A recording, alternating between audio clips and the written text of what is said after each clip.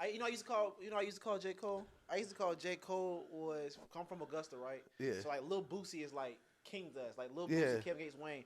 I used to say J Cole was the Lil Boosie for guys who grew up like regular people. Like, Yeah. like Caribbean kid, like, That's who grew up funny as regular.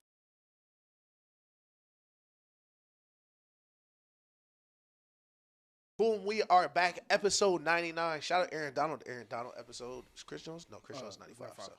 Aaron Donald. It was a lot of classic 99. Taco Fall. Taco Fall. JJ Watt. JJ Watt. No cussing within the first 10 minutes, by the way. That was that's the only rule. 10 minutes. I'll tell you when. Okay. Yeah. But we are back. Special guest Jeremy in the building. I'm going to go right to the left. Go ahead, introduce yourself. What's happening? This is your boy Rock. It's rockin' ish. We need a drop. We need a beautiful woman to give us a drop. But we know two. No, I'll wait for 10 minutes. Episode 99 is in the building.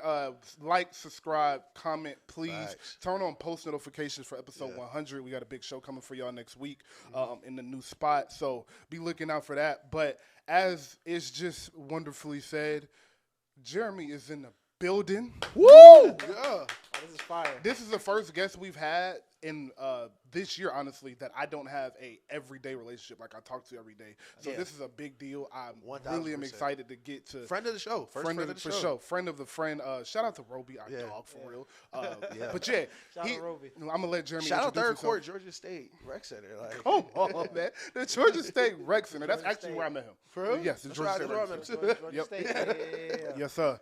Jeremy, tell the people about yourself, man. Jeremy, I'm actually happy to be here. Like I feel like this is monumental because I see the progression. I can see like 2-3 of y'all in the big studio. So I can say I was on this right here, and then for you to go to next.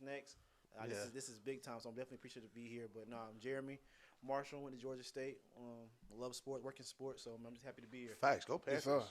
Go Georgia State, man. Salute to Georgia State. Real city school. It's Georgia Tech and Georgia State I really mess with because as you drive through their campus, like you just in Atlanta. And it's like real fun you just live in the city. Yeah, like to really just like live in the city, but also like, okay, I got chemistry next. Like it's a cool ass vibe. So shout out to Atlanta. Great city in the world. Best school in Georgia, I'd say.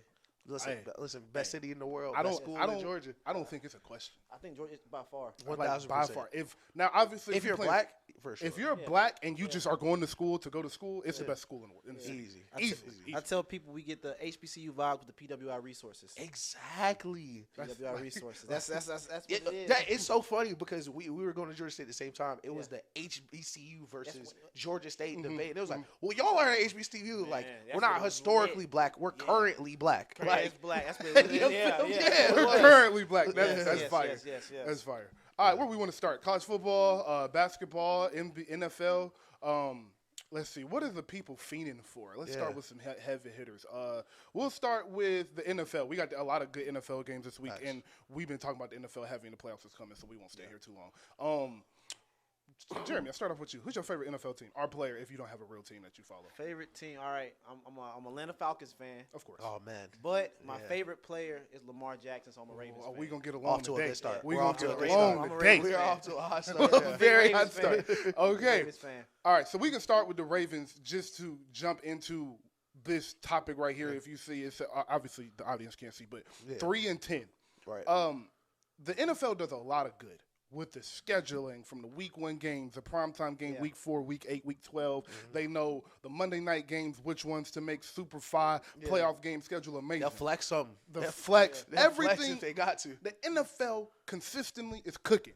100%. I agree. But, they made a big mistake, dog.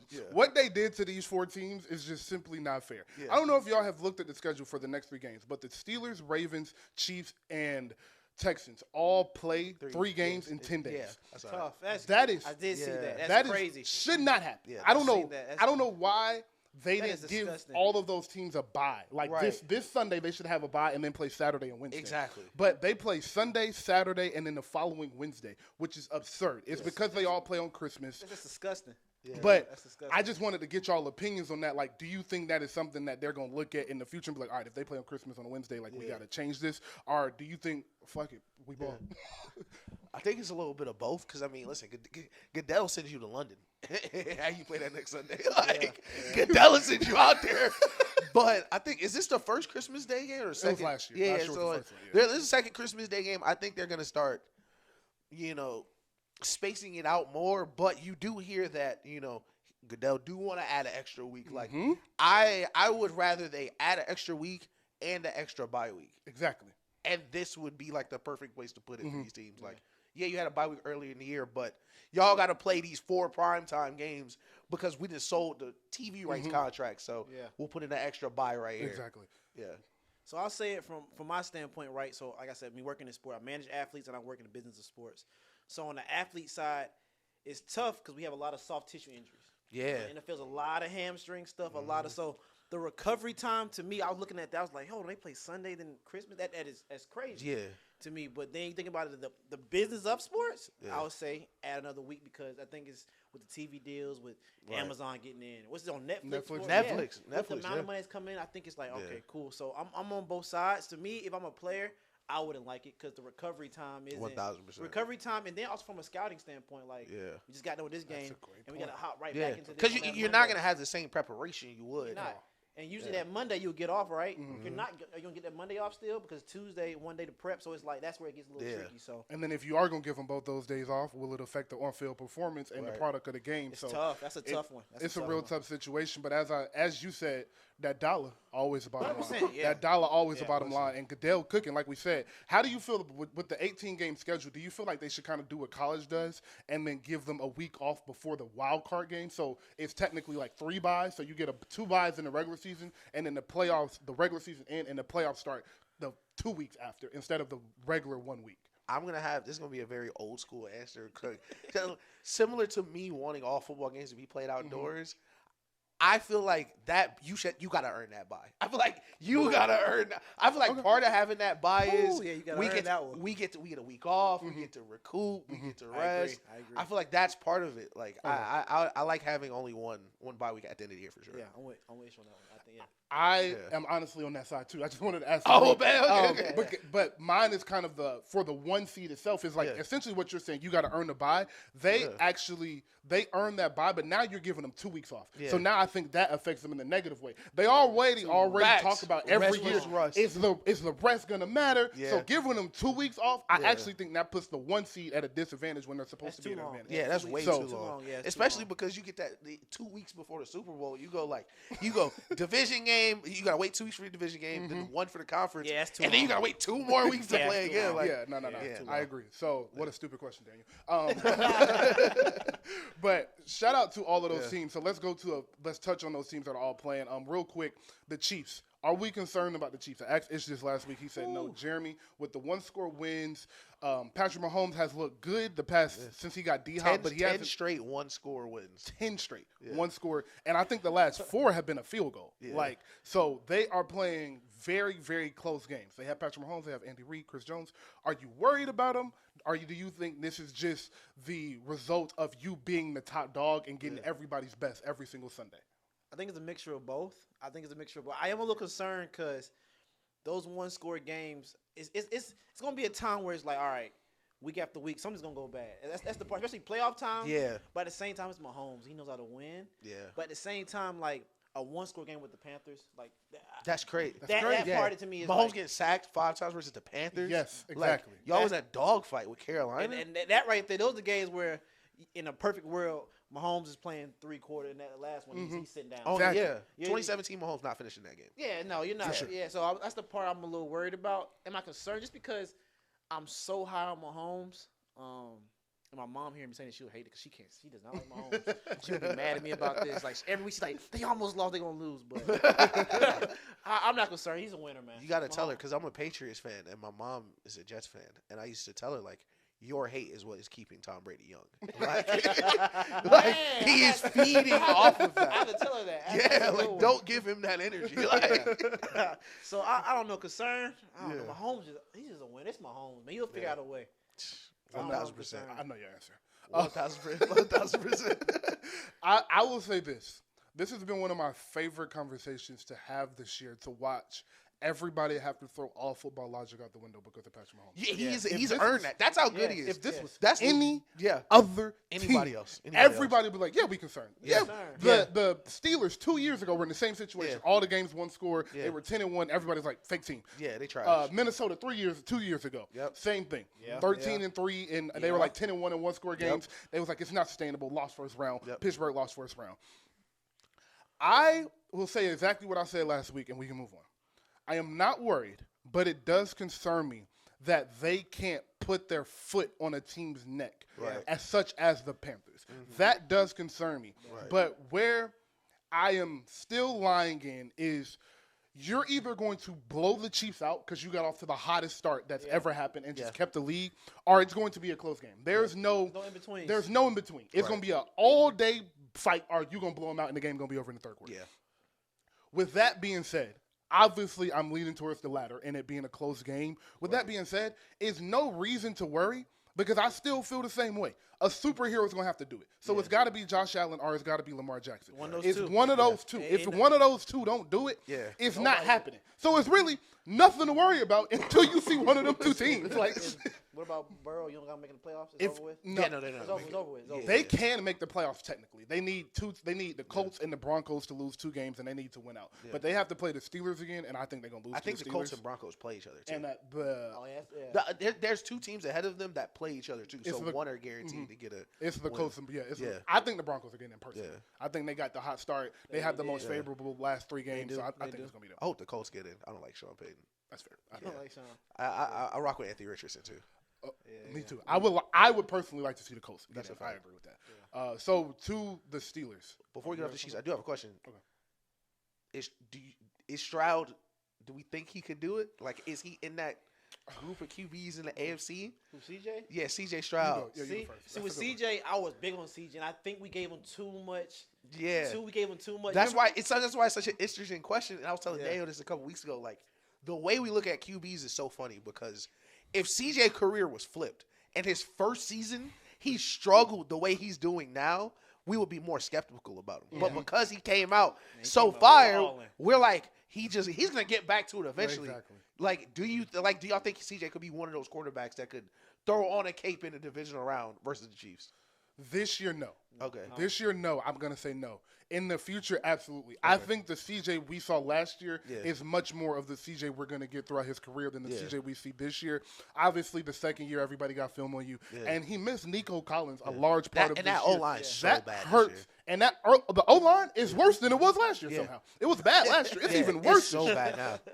And then he lost Diggs. So you go through a whole offseason, whole training camp with the guy you're supposed to be your 1B, 2 receiver. Yeah. And then he get hurt. Then your number 1 receiver get hurt. So you're relying on Tank Dell and a bunch of guys. Yeah. I don't think that's a fair position to put a second-year quarterback in behind a bad offensive line. So I'm not down on CJ. I'm just down on the Texans this year. That makes sense. Yeah, I agree with that. I think we, like when Cam Newton was saying, "Hey, let's calm down a little bit," just because he knows that sophomore type of slump sometimes. Facts. Yeah. So I believe it. I think he has the talent. I think IQ. I just think this year, no. I don't think he's going.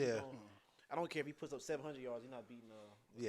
I think it's just so much to overcome. Yeah, it's too much. That's the biggest thing about the Chiefs. It reminds me of, like, it's crazy. We was talking about the Kendrick album with Luther. Mm-hmm. It was like, you said it's Phil Jackson, Kobe, and Shaq. Mm-hmm. Like, you're just not beating him. Like, the Chiefs is like, all right, it's the best quarterback, the best coach, who's the best play caller, and maybe the best defensive coordinator in the league. So it's like, not only do we got to beat you on the field, we got to be more prepared than 2 of the best coaches ever. And then one more part that the fans really don't ever talk about. Yeah. The Chiefs are the most disciplined team in the NFL, too. They don't get penalties, ever. They don't. And that's the thing with the one-score games. That's why it's such an interesting conversation is because, they're in one-score games every week, but their competition isn't. So every week is a playoff game for us, and this is how we always play. We always can't make that late mistake. We always can't have that late holding. And you see where teams who are getting up for the Chiefs game, they have to try to play that way, and they can't. You got to play perfect. That's a phenomenal point. That's perfect. That's a great point. I wanted to ask one more question. You said about the Chiefs, Texans. Oh, that's what I was about to say. I honestly think, and this sounds crazy, and I'm not predicting this to happen, but I would be more surprised that with Houston beating Kansas City than I would be Denver. Like, I would pick Denver to beat Kansas City before I picked Houston this year. Oh, no. Just because Denver got it's solid defense. Denver has Denver a really does solid have a defense. really good They're in the defense. same division, and it's very hard to beat the NFL That's a fact. team 3 times in a year. Denver has a solid defense. I agree with I think it would be too early. I just don't think a young QB, and CJ included, is going to be on the other side of that Steve Spagnuolo defense for 4 quarters. I feel like it's such a, especially just that style of defense. It is just so like, all right, we're done playing defense. We are done playing. We are just going to blitz you every single play. Yeah. And like you see, like get to veterans. Like Jalen Hurts, one of the coolest QBs ever in the market. He still had a great Super Bowl. But man, it was hard. Like he wasn't making no easy plays. Like it takes, you have to be at such a high level the whole game. And it takes a special quarterback, and that's what we keep saying. So, yeah. Okay, so let's take it to the team that I actually think doesn't have a special quarterback that I think can get this done with Kansas City, and that's the Steelers. Do we trust the Steelers as real playoff contenders this year? Unfortunately, no. Sorry, Steve-O, friend of the show. Why not? Do it. Why not? Listen, I've seen this Russell Wilson movie. I seen this Russell Wilson movie. I know how this Russell Wilson movie ends. I just don't trust it. I don't trust the offense. What do you say to the last time Russ had a Hall of Fame coach and a Hall of Fame defense? He was in the Super Bowl. That same coach and defense threw him out of Seattle. Fair. And if you don't like that answer, the last time he really had a Hall of Fame defense and a Hall of Fame coach, he threw a pick on the 1 yard line and ended the dynasty. He did do that. Listen, y'all know I hate a lot of people. Russell Wilson is firmly on that list. I don't believe him. I just don't believe it. Especially because what I do a lot is if you leave a place, what does it look like after you left? Aaron Rodgers left the Packers. They got better. That tells me it wasn't the Packers. It was you. The Seahawks got rid of you, replaced you with Geno Smith, and were better than the year that you were your last year. Like, that tells me, okay, maybe Pete Carroll was not crazy. Yeah. You said something there. Jeremy, how do you feel about the Steelers? I don't know, man. That defense is good. Listen, T.J. Watt cold. It's a good defense. T.J. Watt, Minka, that's a good defense. That defense is good. I'm happy for Russell. I wouldn't say I all the way hate him. I think he's a good quarterback. I don't know. And I say this, too, because I am a Ravens fan. Yeah. So I'm kind of like, I think they can do it. I don't know, man. That's just, I'm going to say I trust him. I trust him. Not all the way. It's like a kind of like, I get it because you're a Ravens fan, too. Yeah, so you see it like. I don't. I see how they played us last time. They played a great game, too. Yeah. But I still think I trust them. I think they just do. Russell Wilson's balling. He's playing good football. He is playing good. And he didn't play that bad last year either in Denver. But it's so funny with the NFL, especially because it's one and done. Yeah. It's so matchup based. So if you said the Steelers played the Ravens in the division, I would trust them more than just taking them versus the field. Because I think certain teams may flood them. Mm-hmm. But like the Ravens or like the Bills, a team that's not built to like support their QB the whole game, maybe, they may like be able to I think the Ravens could win the Super Bowl. I also think the Steelers could beat them. But I don't think the Steelers could win the Super Bowl. That's exactly how I feel about Philadelphia. Yeah. Exactly how I feel about Philly. I can see that. I can definitely see this. So we're gonna say also too, I think it's first time in a long time we have a coach that's empowering. Yeah. That's what he's talking about. That's he's a fact. Empowering. Yeah. So I think, like I said, I kind of go back to what you were saying. Hall of Fame coach. Yeah. Great defense. Mm-hmm. George Pickens. Yeah, he's balling. I think this team gives Russell Wilson more room to make mistakes. Guys, say if you throw a pick, the defense can go get a stop. Facts. That's a fact. This team gives him more room to make mistakes. So right. I'm gonna say I trust him. But I don't know, like I said, I agree they could probably beat Baltimore. It depends on the matchup. Yeah. I don't see them beating like a Kansas City though. Mm-hmm. Yeah, no. But I can see the Ravens win the Super Bowl. So it's exactly. It's tough. That's why football is football. Yeah. And so I will say, as a Ravens fan, someone that has watches them every Sunday, every snap, don't play about them. I am terrified of Pittsburgh. Yeah. Absolutely terrified of Pittsburgh. You should be. Because you're scared of teams that can win multiple ways. Facts. If Pittsburgh needs to win 6-0, they will do that. They will do it. And they have shown, I don't know how sustainable this is in the playoffs, but they can show they can get to 30 if they need to. That's to your point. Pittsburgh's one of 2 teams this year to win a game without scoring a touchdown. They put 18 with 6 field Yes, goals. 6 field goals against the field Ravens. goals. Yeah. Yes, did not score a touchdown. Yeah. So it's like they can win in every type of style of fight, and that's why they scare me so much as a Ravens guy, because every game is different with Pittsburgh. Some of them is 35-32. Some of them is 17-14. Some of them is all field goals like the last one. Right. So you never know what you're going to get because that defense is so good. Right. They just might have an A-plus day, and Lamar just got to make that one play, and does he make it or does he not? Right. So I feel the same way of them going into Kansas City. Again, am I going to pick them against Kansas City? Yeah. No, I'm not picking anybody against Kansas City except for Baltimore. But if I came out of that game and the Steelers won 20-17, I wouldn't be like, oh my God, Patrick Mahomes went down. I'd be like, yeah, okay, that tracks. And then I would be terrified for them to play the Ravens in the AFC Championship.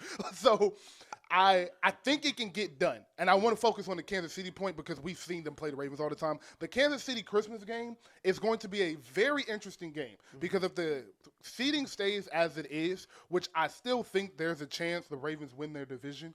I think so too. Yeah. But the Steelers' schedule gets crazy. The Steelers play the Eagles, Ravens, and Chiefs. Their next 3. Yeah. The Ravens play the Giants, Steelers, and Texans. Giants, Texans and Browns to close out this Right. season. They win 2 out of 3, at least 2 out of 3. Yes. Not of all 3. I personally think the Ravens are finna win out. Yeah. Personally. I think so too. I think they win all 3. And if that's the case, the Ravens win the division. The Steelers drop to the 5th seed. If the Steelers have to play, who was the 4th seed? The Texans. I think they beat the Texans. Yeah, they'll beat them. That would put them playing. The Kansas City, because Buffalo would be the 2 and Baltimore would be the 3. It's the 2-3 and then 1-4 play in the playoffs. Oh yeah. So they would be going to Arrowhead, which I think is how this is going to play out. I think it's going to be in the divisional. It's going to be Baltimore, Buffalo, and Pittsburgh, Kansas City, which is going to be nuts. Oh my God, what a ratings bonanza! But that defense is going to be able to contain Pat. It's really what I think, and like we said, the game is going to be close. And I know you don't, but I really do trust Russ to make that play at the end of the game. Yes, because he said something very important. Russ is being empowered. Right. And there's a difference in the Russ you've been watching the past 2 years. That's a fact. Where he's walking in the locker room and the coach hate him. Yeah. Versus not just the coach. Walking into Pittsburgh. True.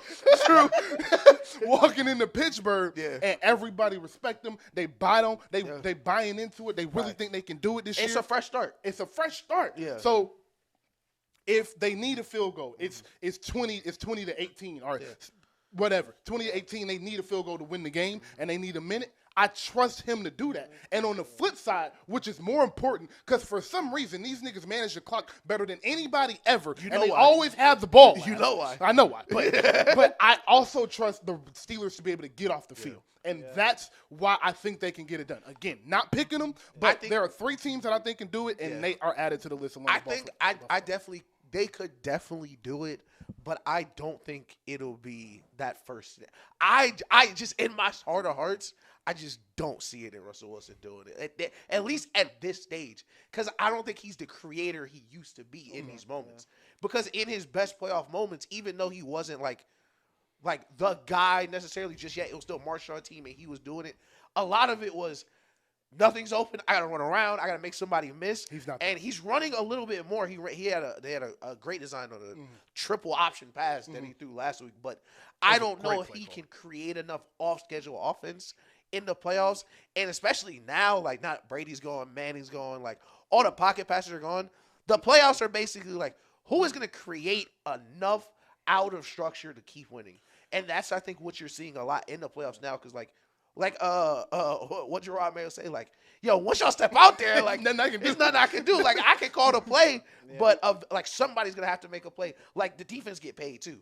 So I don't know if I trust him to create out of structure as much as I did in the past. I feel that point, and that kind of adds to the point that we've been making for the past 3 weeks with it's gonna take a superhero to defeat Pat, and that's essentially what Ish is saying is he doesn't think Russ can get to that superhero mode enough to beat them, and you're gonna have to. So I see why you say that. That's a great point. I will say this though. I always use this analogy, right? We have quarterbacks that, like, if it's a minute left, you're scared. Like, that's too much time. And we have some quarterbacks be like, oh, a minute left, I'm not worried about him.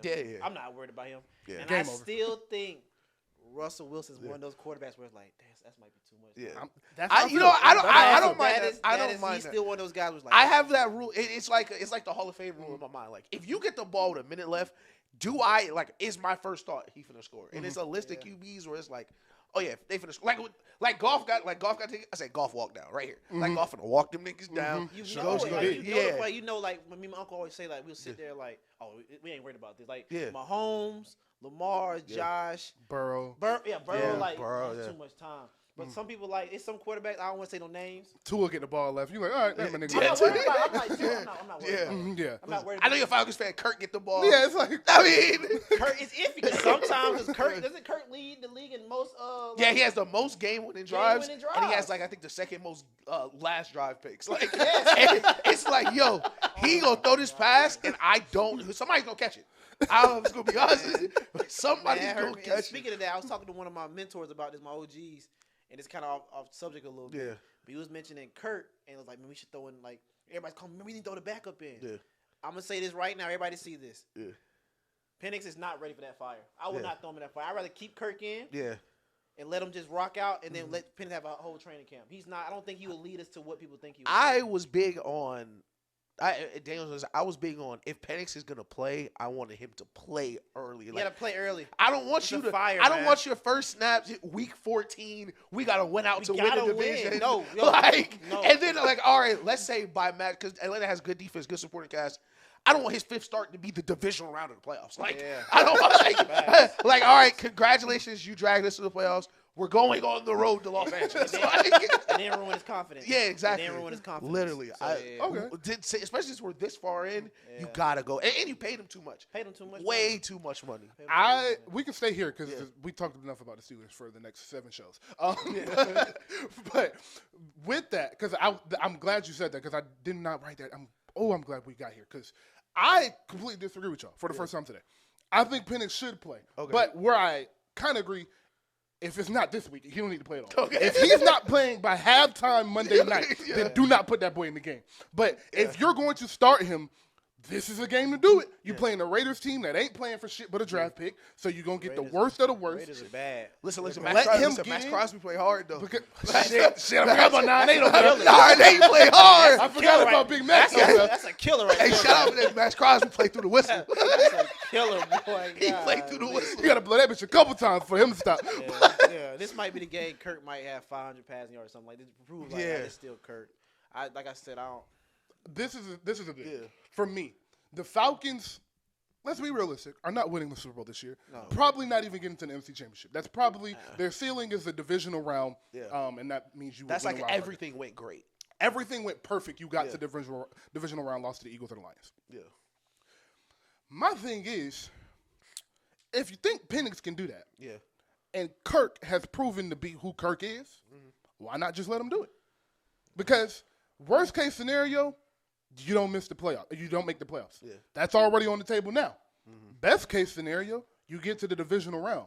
That's already on the table now. Yeah. Neither one of these seasons make or break Penix or make or break Raheem Morris. This was never a Super Bowl or bust season. Yeah. And if that's the case, why would you not try your rookie that you wasted a top 10 pick on? He didn't get picked in the second round. Yeah. This is a top 10 pick we talking about. This is why. So in my mind, this would be the answer I would give you.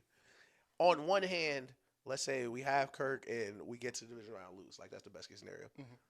I think that you are still a coach the next season. If you miss the playoffs after we put $100 million on a quarterback and drafted a quarterback and you played both and we still miss the playoffs, Ben Johnson is calling plays next year in Atlanta as the head coach. I don't know if you survive. You can't lose this division. You cannot. The Buccaneers are rebuilding.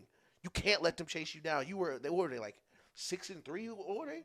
You were 6-3 at the number one in the division. We're 4-1 in the division. Yeah, like you can't let them chase you. Like if you get chased down and y'all miss the playoffs, I don't know if Raheem Morris is the coach next year. I don't know if I'll go to that extreme, but I will say, and this I'm a proponent of this right here because I was big on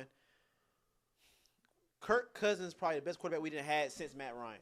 We had the best quarterback since we had Matt Ryan. So my thing was, why did we draft Penix because Penix is a ready. He has to play now. He's already a little older. Yeah. He's had 2 ACLs, a shoulder. He has to play now. So He's older than several starting quarterbacks in the league right now. No. I was saying, I think he's like, he's like 24, 25. Yeah, he's older. He's older than like three people who start. And I told somebody who was arguing, I said, bro, Lamar's 27 years old. Yeah. Just put that in perspective now. Lamar Jackson is 27 years old. And they had like his career over if he don't win the Super Bowl. Exactly. Yeah. Sorry. And then I feel the same way. Yeah. I be on Twitter get mad. But no. But so I was saying, like, I just don't. I wouldn't want to ruin his confidence. I don't want to put him in there right now. His confidence will get ruined. And I think just let Kirk finish the season out. I know he's playing. I'll let him finish the season out. Because at the end of the day, I'll still trust Kirk to win a game before I trust Penix. Low key, and I was a little iffy on Kirk at the start of the year because I was like, he just popped his Achilles. He's at his age.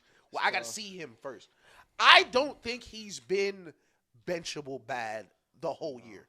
No. I think he had a skid, which is perfectly understandable. New coach, new situation, off an Achilles.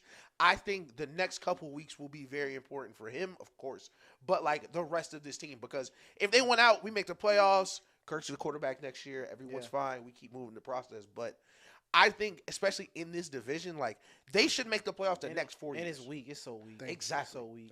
Thank you. This is a very important building block for them, step by step, in building this team. So I want to touch on the first point that you made regarding Raheem and his job. Yeah. I don't think there's a chance that he gets fired this year. But I do agree with your point that if he does bench Kirk, they missed the playoffs when they were on track to make the playoffs. Yeah. And then, and Penix is playing.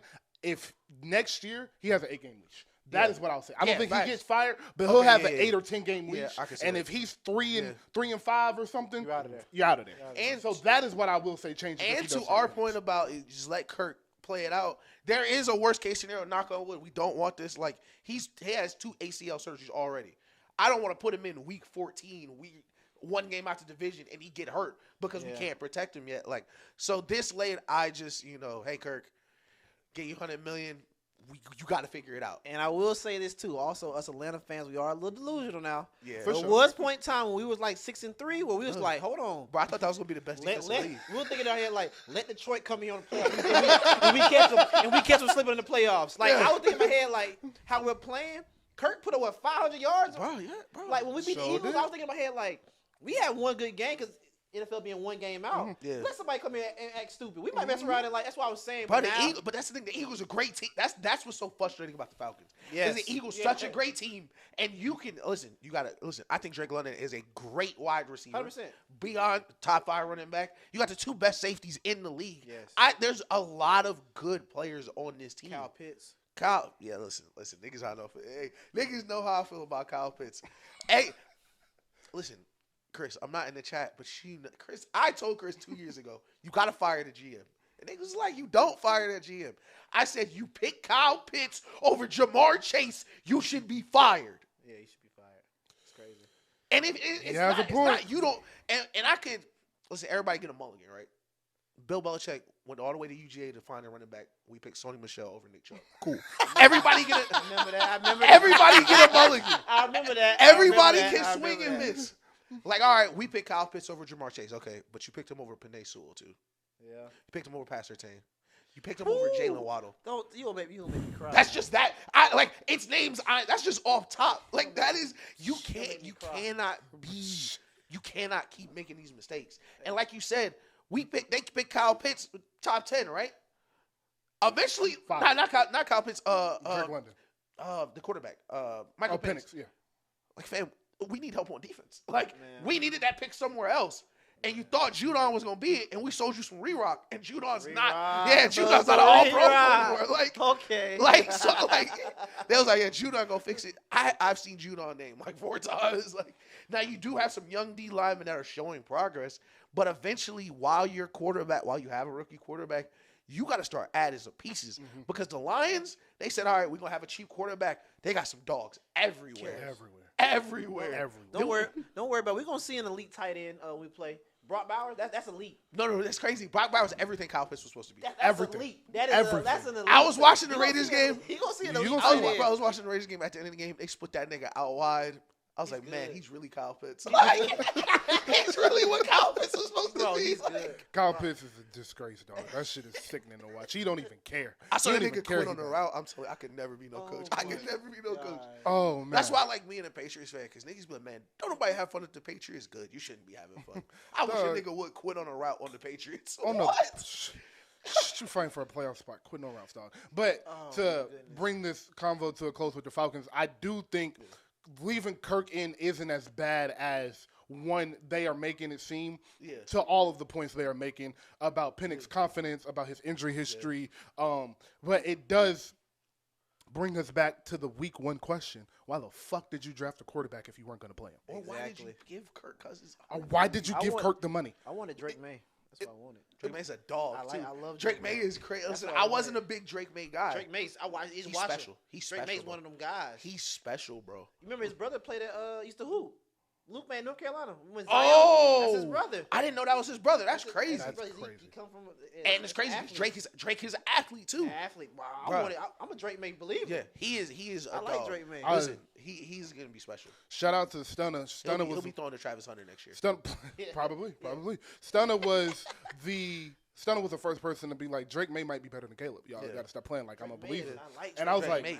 crazy. and you know me, like like North Drake. Carolina, UNC ACC. quarterbacks? No. Yeah. I was like, Stunner, shut the fuck up. Then I went to go facts. watch some people that really know football, Yeah. talk about them, May watch is some film. I like said, that. nah, this motherfucker got a rocket on his shoulders. And he been And it looking wasn't nice. What He been sold looking nice. me wasn't like his physicals, because like it was like, oh God, please don't be Zach Wilson. Please don't be Zach Wilson. Like the first, it's crazy because this is what makes scouting quarterbacks just impossible. It's like It's tough. you just don't know how they're gonna react.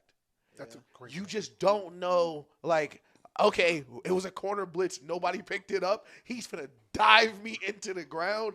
How does he react? And he even as a rookie, he's super even keel. Yeah. And Even then, behind like, the battle line, that's a good sign. and that's like such a big thing for quarterbacks. That's why it's so hard to like evaluate talent, because you just don't know, is it too much for them? Like it's just so much pressure on the QBs all the time. So That's a good statement. Yeah. You should for y'all future shows. You should talk about it when the season's over with NFL. I suggest I would love to hear you talk about this. yeah, I believe it is an evaluation or a development issue when it comes to quarterback in the NFL. oh yeah, I for believe sure. They're not Yeah. not doing a good job of development. It's Yeah. too many quarterbacks where I was like, either they come in too early. So y'all should talk about that. Yeah, That is- 1000%. That's a great off-season topic. 'Cause Yeah. you're 100% correct. Yeah. So Philly, we can skip Philly. There ain't no trouble in Philly. Yeah. We saw the interview today. I'm so tired. I'm so tired about Philadelphia. Yeah, just skip it. Ooh, look at us. We got Saquon. Minnesota. We're fighting each other. Shut up. Like, Oh no. y'all, we're 13-1. We have the MVP. Oh Yeah, my god. I hate the Like, shut Vegas. up, dog. I hate the Vegas. Minnesota though. Yeah. Interested in Minnesota. We touched on it briefly. I wanted to get Jeremy's opinion on them. They kicked our butts, boy. Man. Yeah. They kicked our butts.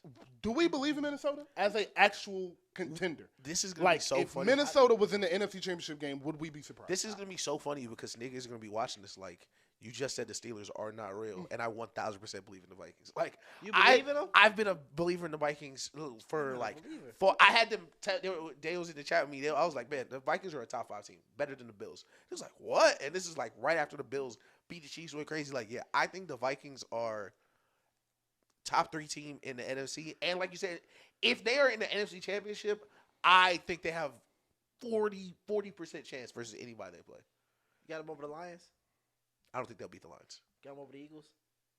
They could beat the Eagles. I 1000% think they could beat the Eagles and I think Kevin O'Connell as a coach is so far ahead of Nick Sirianni. Like, I worry situationally about that game because very few playoff games are blowouts, and I just worry like, are they going to be? I don't think they'll be more prepared than the Vikings. I don't think they'll have the best player on the field versus the Vikings, and I think the Vikings defense is like Brian Flores is a championship winning coach.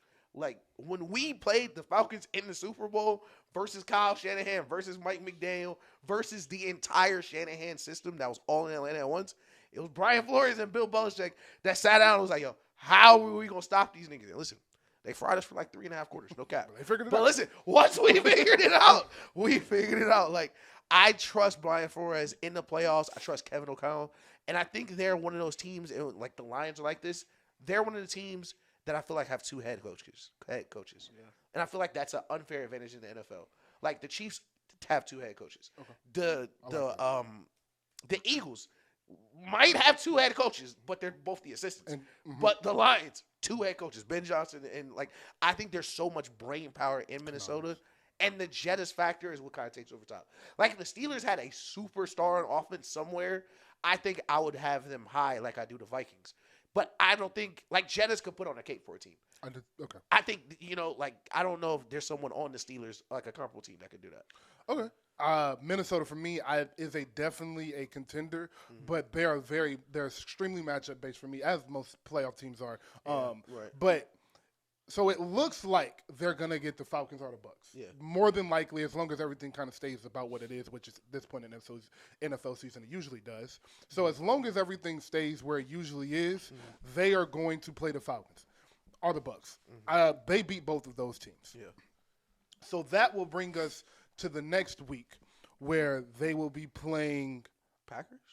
The Packers. I like the Packers. Who's the other I like division the winner? Packers. The Packers. There's one more division out there. The West. The West are the Rams. Seahawks. Rams or the Seahawks. Rams, Seahawks. They'll Yeah. be. I like Rams. So too. I like here's the Rams thing. too. It's crazy. I like the Seahawks and Rams too. I like the Rams. I have no hope Yeah. that they beat the Rams. Okay. I think Matt Stafford, Sean McVay is too good to let Sam Darnold beat them. I like that. I like that. I think they can beat Seattle, and I think they can beat Philly. Don't think they can beat Detroit or Green Bay. It's crazy. Green Bay is good. I like Green Bay. See, Green I Bay think is the really good. complete that is. I think they could beat the Rams. I don't think they could beat Seattle. I think they could beat the Rams because the way they blitz, I don't know if the Rams' offensive line would hold up. You like Geno coming in and winning that? I like that defense with Mike McDonald now because I forget the middle linebacker they traded for. yeah. They traded for that middle linebacker. JSN is one of the 5 best receivers in the league. I think Seattle, like especially for a first-year coach, those first 6 weeks might look ugly. Like it might look rocky, but halfway through the season, it looks like they have a solid identity. They're moving less from Kenneth Walker to Charbonnet, and they're playing differently than I would need them to. Like you said, do I trust Geno? Not enough to win a game, but if they're going to play like they do now, where Geno is just asked to do like regular quarterback stuff, I think they can win. I don't trust them in a shootout though. Like I don't think they could beat the Rams. Okay. Yeah. So this is why I'm kind of iffy on Minnesota, right? So let's go back to last when they played the Falcons. Yeah. If we had a half competent quarterback, 1,000%. are they beating the Falcons? Yeah.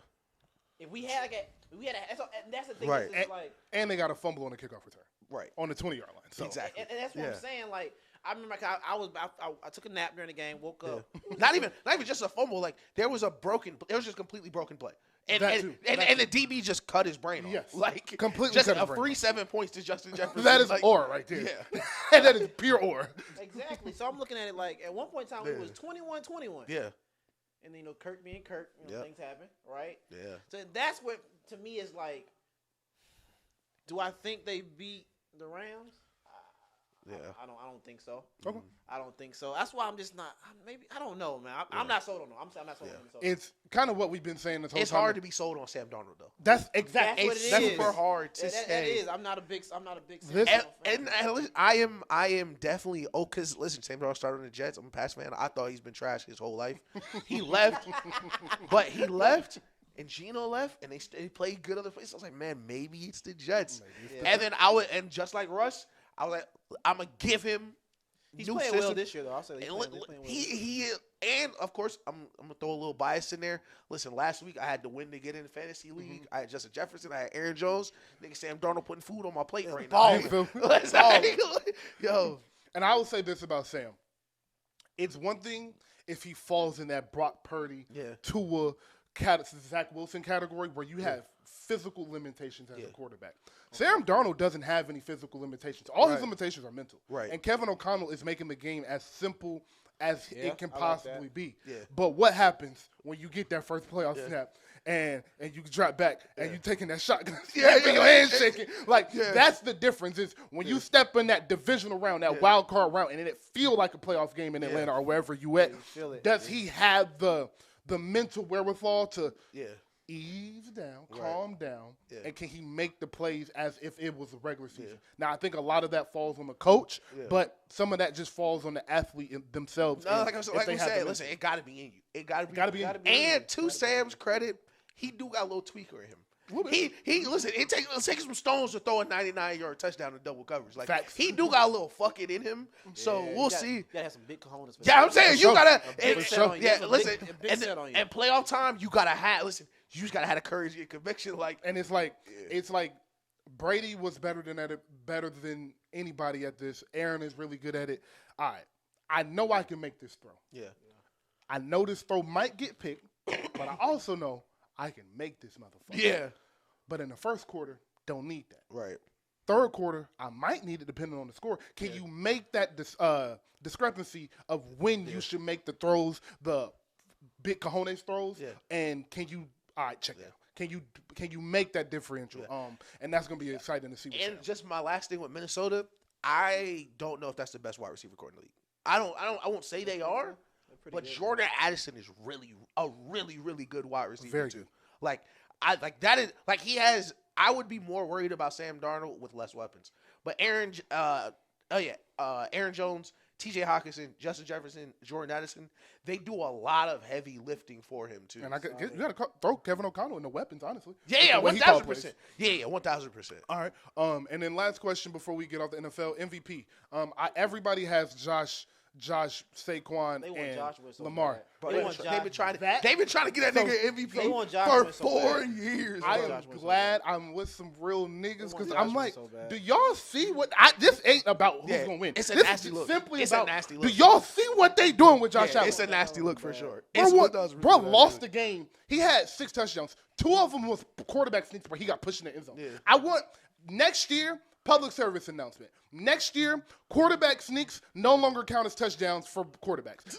They're just a touchdown. Yeah. There's not a stat no more. If you get pushed by your ass into the end zone, it's not a touchdown. Hey, Josh Allen did not have 6 touchdowns. He had 4. Jalen Hurts don't have 11 rushing touchdowns. He has 6 or whatever it is. Yeah. Tush pushes, quarterback sneaks on the 1-yard line, not a rushing touchdown. Listen, I ain't gonna like Jalen Hurts and them tush pushes got me in the playoffs. and it might lose Saquon the MVP. It might lose Saquon MVP because they won't stop pushing that nigga ass into the end zone. It's so funny, bro. Because watching the Eagles is so frustrating if you're rooting for the other team when they start doing that tush push shit. You can't stop it. It's no stopping.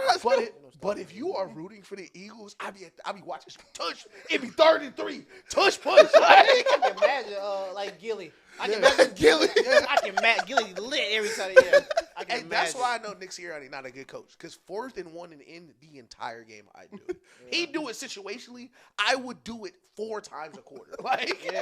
Just 32 tush push. Just to prove some shit. Yeah. You ain't a man like us. Y'all ain't men like us today. Win the toss, receive tush push. Just set the tone. None of these niggas in here for real.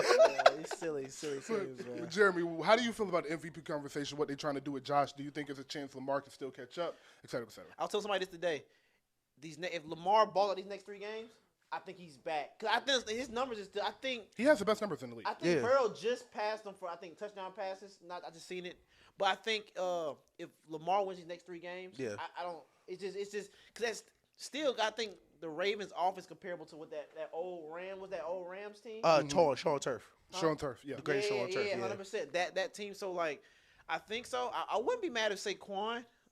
You really don't see. It's really a quarterback award for sure. You don't really see so many running backs, but they're fighting for Josh Allen. But my thing is, if it comes down to Josh Allen and Lamar, are we gonna do the matchup when they play? Because when they play, what happened? They beat the brakes off. Beat the them. Beat the skin off. He didn't even get to play the 4th quarter. So that's what I'm saying. So they want Josh Allen to win MVP bad. They want it bad. Yeah. He's playing good football, but I will say this though: if the voters is like, oh man, they go back to that monumental win when he beat Kansas City. Yeah. So I don't know how the voters my mind I have it Saquon, and you can mix between Lamar and Josh Allen. I really want Saquon to win. I think Saquon will win. I'm pretty sure, 85% sure, the Bills are going to lose another game that they shouldn't lose because Josh Allen's going to do something he shouldn't do. But I think what Saquon is doing right now is amazing just because, they tried to make the running back not matter literally last season. It was a thing that, all right, We're not going to pay any running backs. This position doesn't matter. We can Facts. do it by committee. Yeah, and all the teams that try to do that look insane right now. The Cowboys look insane right now. The Titans look insane right now. And not to cut you off, the best teams are ones who have the best running backs or my tripping. Exactly. All the best offenses are the balanced offenses. The Giants look terrible. The Giants' entire franchise collapsed the moment Saquon walked out. Daniel Jones is literally not even a starting quarterback anymore because he can't rely on Saquon. So I think if Saquon can listen, if Jalen Hurts stopped getting pushed into the end zone, he might win it. Is Derrick Henry in the top 5 or top 6? Because he'd be top 5 because his numbers are similar. I mean, Saquon is probably a little better right now for that bye week. But I think he'll be 5th in the voting probably. It's hard playing with Lamar. Yeah. But it's a crazy thing to look at his numbers though. Like his numbers are ridiculous, and they give him the ball in the 1 yard line instead of pushing Lamar into the end zone. But I do think. I think Saquon is going to win this award because I believe he is going to get that Eric Dickerson record. Yeah, they gonna beat it. Yes, I think he's catching that. He needs 125, average 120 on yards a game for the rest of the season, and he is going to have. I'm calling it. He's going to have an MVP game. I don't know which team it is. I'm pulling their schedules up now. I don't know what team it's going to be. For the record for Eric Dickerson? What's the number? I feel like it's 22. It's 20. Something. Let me see. I'll get the record. Let's say because Derrick Henry got a chance to beat that too if he killed. No, nowhere near. Okay, he's too far from it. He was on pace, but he's too far. He had that like 2 games ago. I think it was a Pittsburgh game. Honestly, that was a game that took him out of it. Yeah. But they played the Steelers, who he's not gonna get it. But the last 3 games are all division, all bad defenses. Commanders, Cowboys, Giants. Oh, it's the Cowboys game right there. I think that Cowboys game or that Giants. He gonna get another 220, and that's gonna seal the deal because what's going to happen? Micah will for sure be crying that game too. Like, what's going to happen? Cowboys game is the one. I'm awkward pod after that game. Awkward pod, Micah. I believe that Saquon, like I said, is going to break that record. But what I think is going to happen is Josh is going to fall off this week because he's going to lose to Detroit.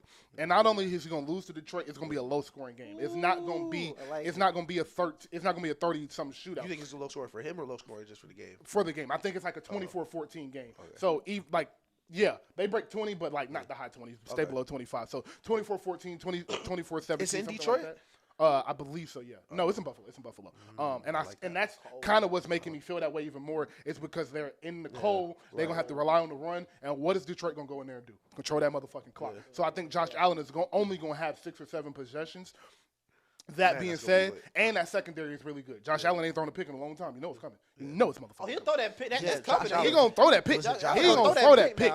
All of that being said, I think the race, funny enough, is going to end up coming down to Lamar and Saquon. Because Lamar's numbers, Lamar has 32 touchdowns and has not thrown an interception. Yeah. He has 3, hasn't thrown one. They're all been drops. They're all drop interceptions, which is crazy. He's second in the league in passing yards, first or second in passing touchdowns, second in rushing touchdowns for a quarterback, and leading quarterbacks in rushing yards. He's going to on pace for 5,000 yards and 42 touchdowns. If he touches that and doesn't throw another interception, and then he plays on Christmas and the Christmas and the Steelers game on Saturday. Yeah. That's 2 primetime games back to back. He go score 30 on the Steelers, then go score another 30 with 4 or 5 touchdowns in each game. Yeah. It's going to be between him and Saquon. That's my take, is that the Saquon gets it because he gets the record, but it ends up being him and Lamar, and not him and Josh. But that's why I say I think Lamar might get voters fatigue. Okay, yeah. He got 3. He got 2. Yeah. Let's give it to the running back. And the way he play, he gonna win another one at some point. Right. Yeah. Like it's bound to happen. He only 27, like we said. Mm-hmm. I'm trying to find we can move to basketball. I'm still trying to find the Eric Dickerson single season rushing record. Oh, I forgot I said I was gonna do that. 2105. 2105. Really? Is a record? Yeah. That's not as much as I thought it was. I thought CJ would have got that. He was right there. Yeah. He was right there. Shout out CJ. CJ 2K, man. All right, to the NBA, real quick on that. Actually, let's take a break and do starting 5. Let's take a break and do starting 5. We were supposed to do starting 5. As we said 2 weeks ago with Charlene, every guest that comes on, we're going to ask them a series of 5 questions, the same 5 questions every week, and we'll post them. So me and Ish should go back and forth. I will start with, what is your favorite movie of all time? Just one. man. Yeah. It's a hard question. That's a hard question. Oh my god, I got a top 5. Yeah, that's a hard question. Between Holes with Shia LaBeouf. Holes is a good one. That was a good one. Yeah. I don't think we'll hear that one again. Holes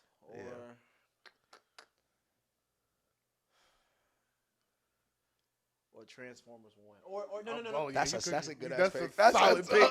Listen, You don't even got to say Transformers nothing else. Transformers 1 is crazy, though. It's a solid fucking pick. Transformers 1 is crazy. Ridiculous. Two Shia LaBeouf movies. Yeah, I'm a big Shia LaBeouf fan. Or in between that one and probably one either the last Batman just came out. The Batman? Yeah, the new one, it's the 2020. That right there might be like I watched it again. That's like one of the best movies I've ever seen. Just like how it was written, and also probably like probably Dark Knight. That's everybody. Yeah, that's my favorite movie ever. That's a fact. All right, Ish. Oh, let's do favorite food. Favorite food. Probably pasta. I'm just anything pasta. So okay. So like I said, when I travel a lot, I'll get me some good pasta. So either like angel hair pasta, we gotta go like sun dried tomato pasta. Okay. That's a good chicken Alfredo. Like I'm a big pasta guy. Let me ask you this. This isn't a part of the starter 5, but do you have a favorite restaurant? Favorite restaurant. And do you have a favorite dish at that restaurant? If you do, I see you be out getting breakfast a lot, so I don't know if you was like a breakfast guy. Favorite restaurant.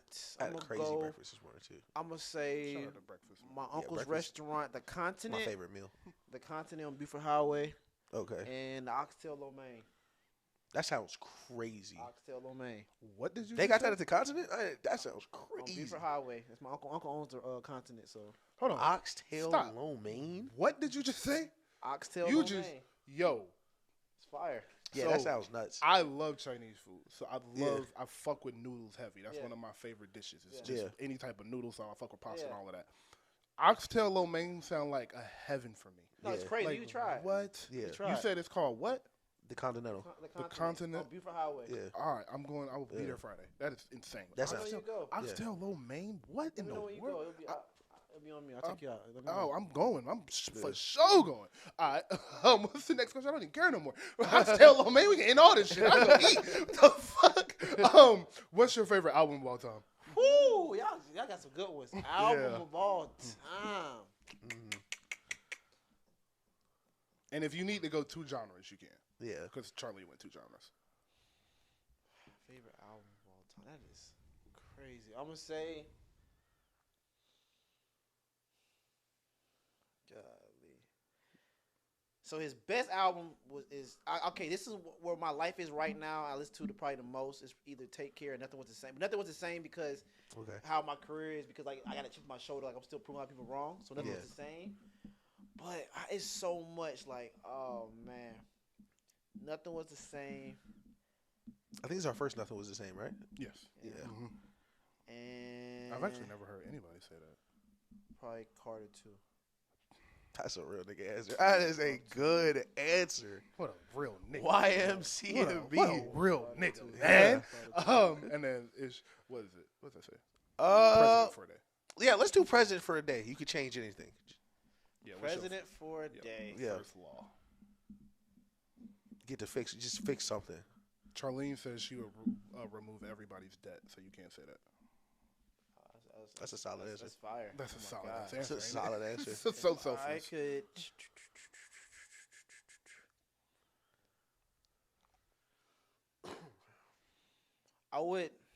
I would probably lower taxes for everybody. Like I would lower taxes for everybody. Yeah. Or I would implement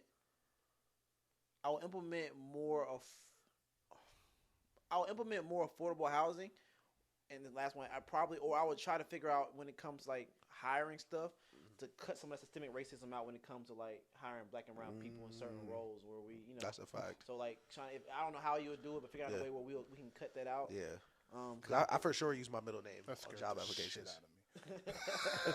I for sure put Peter on that job application every time. So for us to be able to cut that out, so if your name is no. You should. Yeah, no. Listen, I don't put Ishmael on no job application. No. Hey, I started checking. When they was like, your race, I just put. I prefer not to answer.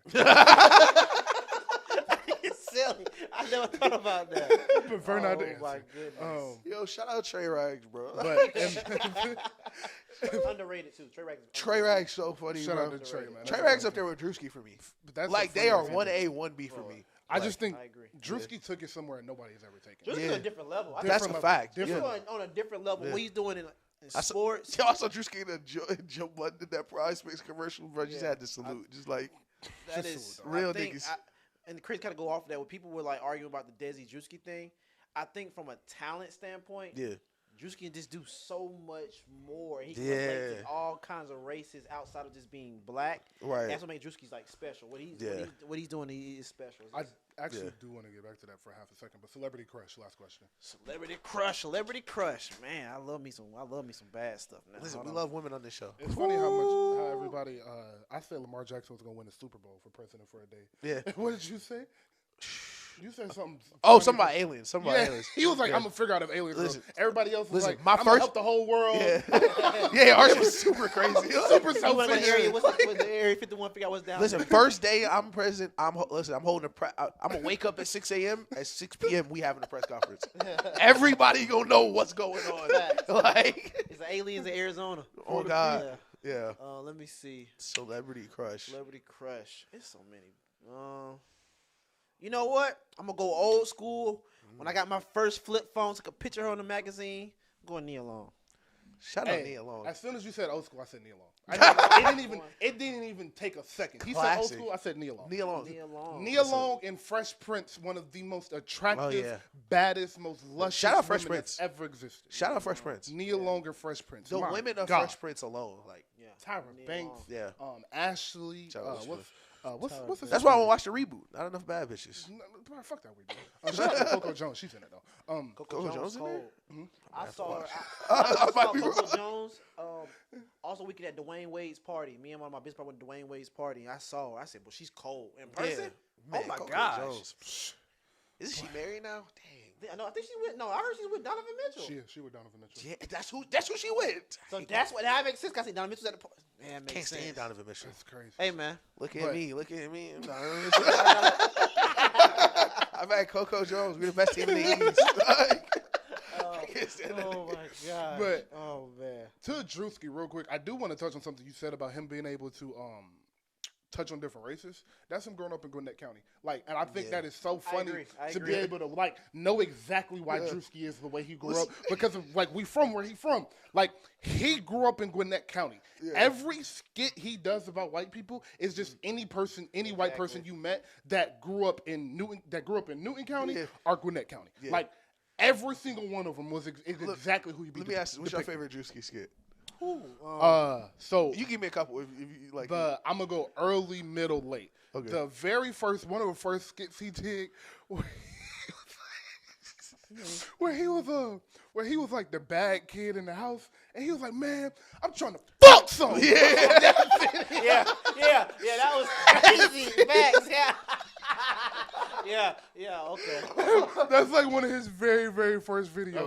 Okay. And then like in the middle, this video, the one where he did the soccer mom video or the football Yes, mom I was- video. that's one that's in my top. That's oh It's my some Cokes in the God. cooler. In the cooler. Don't worry, I got you. Don't worry. That's a Cokes. Don't worry about it. Don't worry about it.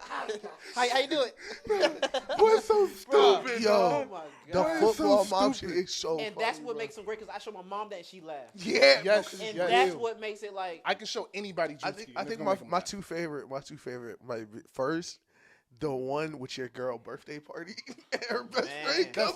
That's Oh, a that- classic. That's And the that's nigga do classic. the That's Yeah. a classic skit, bro. yeah. that one and the construction work, the one where he done Yes. construction work, Yeah. the one where he lined up Yeah. on the I think yo. Oh Shout out my Drewski, bro. That's a Yeah. funny nigga, bro. Yeah, I think the one we was like, I think what was it? When you had the two people when they working together at Amazon, like you Oh, work yeah, your yeah, work yeah, life. yeah. I forgot about that one. He said, you know that's my bitch. And then his girl pick him up. Come on, let's go. Let's go. Get the fuck in the car. Let's get the car, man. Nigga, whole family in the car. Got a whole family, man. What? Oh, You know that's gosh. my bitch with a whole family. It's Oh, hilarious. gosh, man. That's how niggas be for real. That's so how it funny, be, man. man. You know, Drewski gonna hit a different threshold because you can't get on an app without seeing a meme of him. Like Yeah. somewhere throughout your day, you gonna see one meme of Drewski. This is another thing why I know this Drewski is great right here. One of my little bros is one of the assistant coaches for Mizzou basketball. Yeah. And you remember the one you walked in as a 4X guy? He was like this. Yeah. He has his whole basketball team from Mizzou when they beat Kansas last week. Yeah. He had the whole From locker the room. 4X? Yes, like the whole locker room was doing that. They walking coaches. Oh, That's how I know Drewski. That's Nah, different. that's different. That's That's different. different, bro. That is different. Different, That's bro. different. That Forex video is hilarious too. Yes. The 4X was a cult. It was a cult. Shout out to all them. He said, niggas. yo, pay the fees. Pay the fees. It's so funny because we all knew Forex niggas. Yes. We all knew Forex niggas. If you was on a Georgia State campus between that time, you knew a Forex nigga. You know the nasty work though? What? A girl that was doing Forex. She went from a different person. She was like, oh, I want generational wealth. She went from just being a regular girl to like, oh, who are you? Bro, them Forex niggas used to be aggressive too. Nigga, DM me. You like seeing your mom go to work? Nigga, who the fuck are you talking to? What the fuck? That's a 4. Yo, Oh boy, that was a time, boy. I'm looking at this message like, nigga, do you want to get a shade? Like, you said a fade? Who Like, started it? What type of question is that? Was that Morehouse? Morehouse really popped the Forex. bro, thing listen, off. the scammers in I have no Atlanta idea. figured out what Forex was, bro. Forex was burning like wildfire through the city. Oh, this is a pyramid scheme. That's Yeah. all it was a pyramid Bro. scheme. That's all it was. Oh, it was gosh. like, all right, you give me money, Yeah. and you get money, Yeah. then you give them money, Look, he's like, and bro, then we all get money. He's like, bro, I'm Boy. signing you up so you can sign these niggas up. Like, See, I'm not trading. Y'all just get people to sign up. I said, oh, okay then. listen, this gonna sound crazy, but aside from that, but when, like niggas, like somebody I knew, like we was in the dining hall, he was telling me before I tried to give me.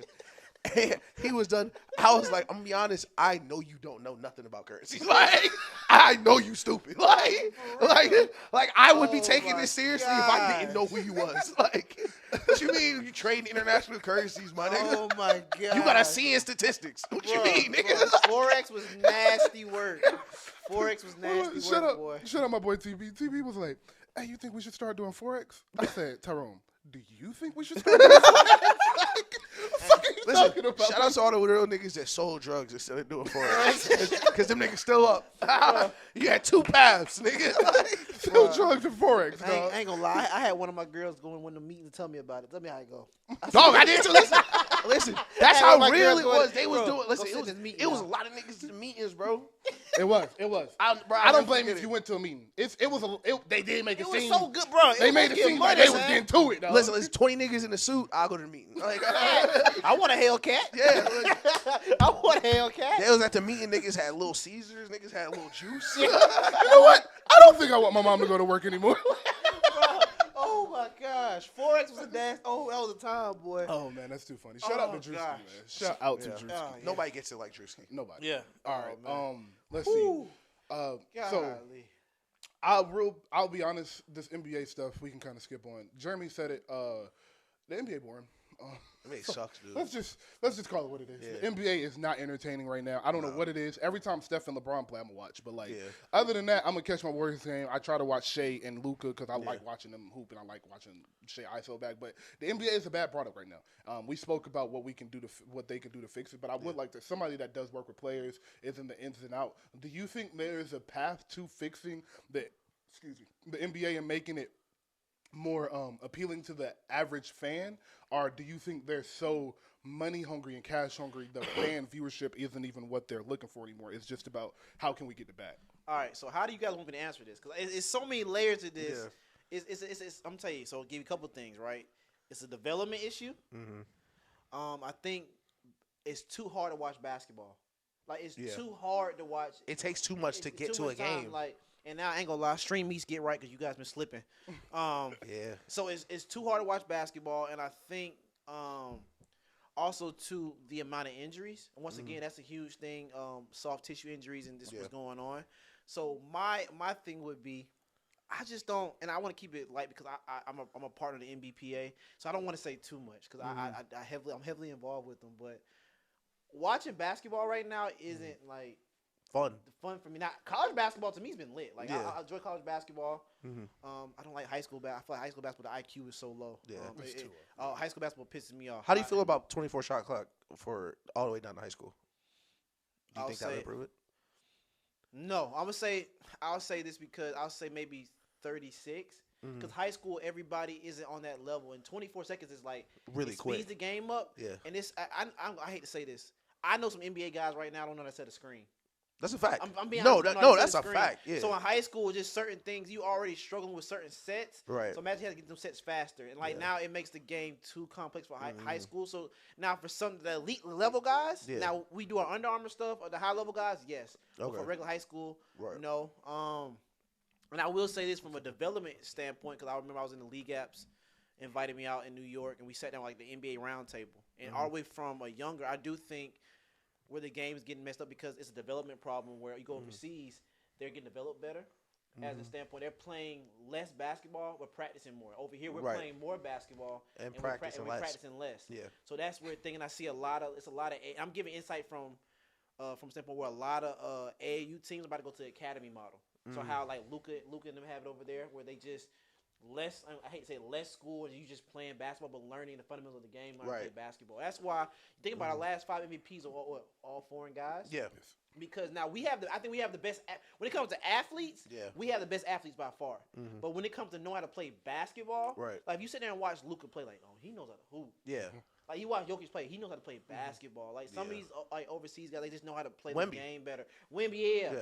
And I think because they start playing professional at 13, 14 years old. Right. As in you have guys where, they're still kind of raw, come out of college. So I think that's the thing. So it's an all corporate. I can tell you from the youth sports side to college side, I'm in this. Yeah. But I think for making basketball better, I think development standpoint, the NBA needs to figure out a way to, shorten the season.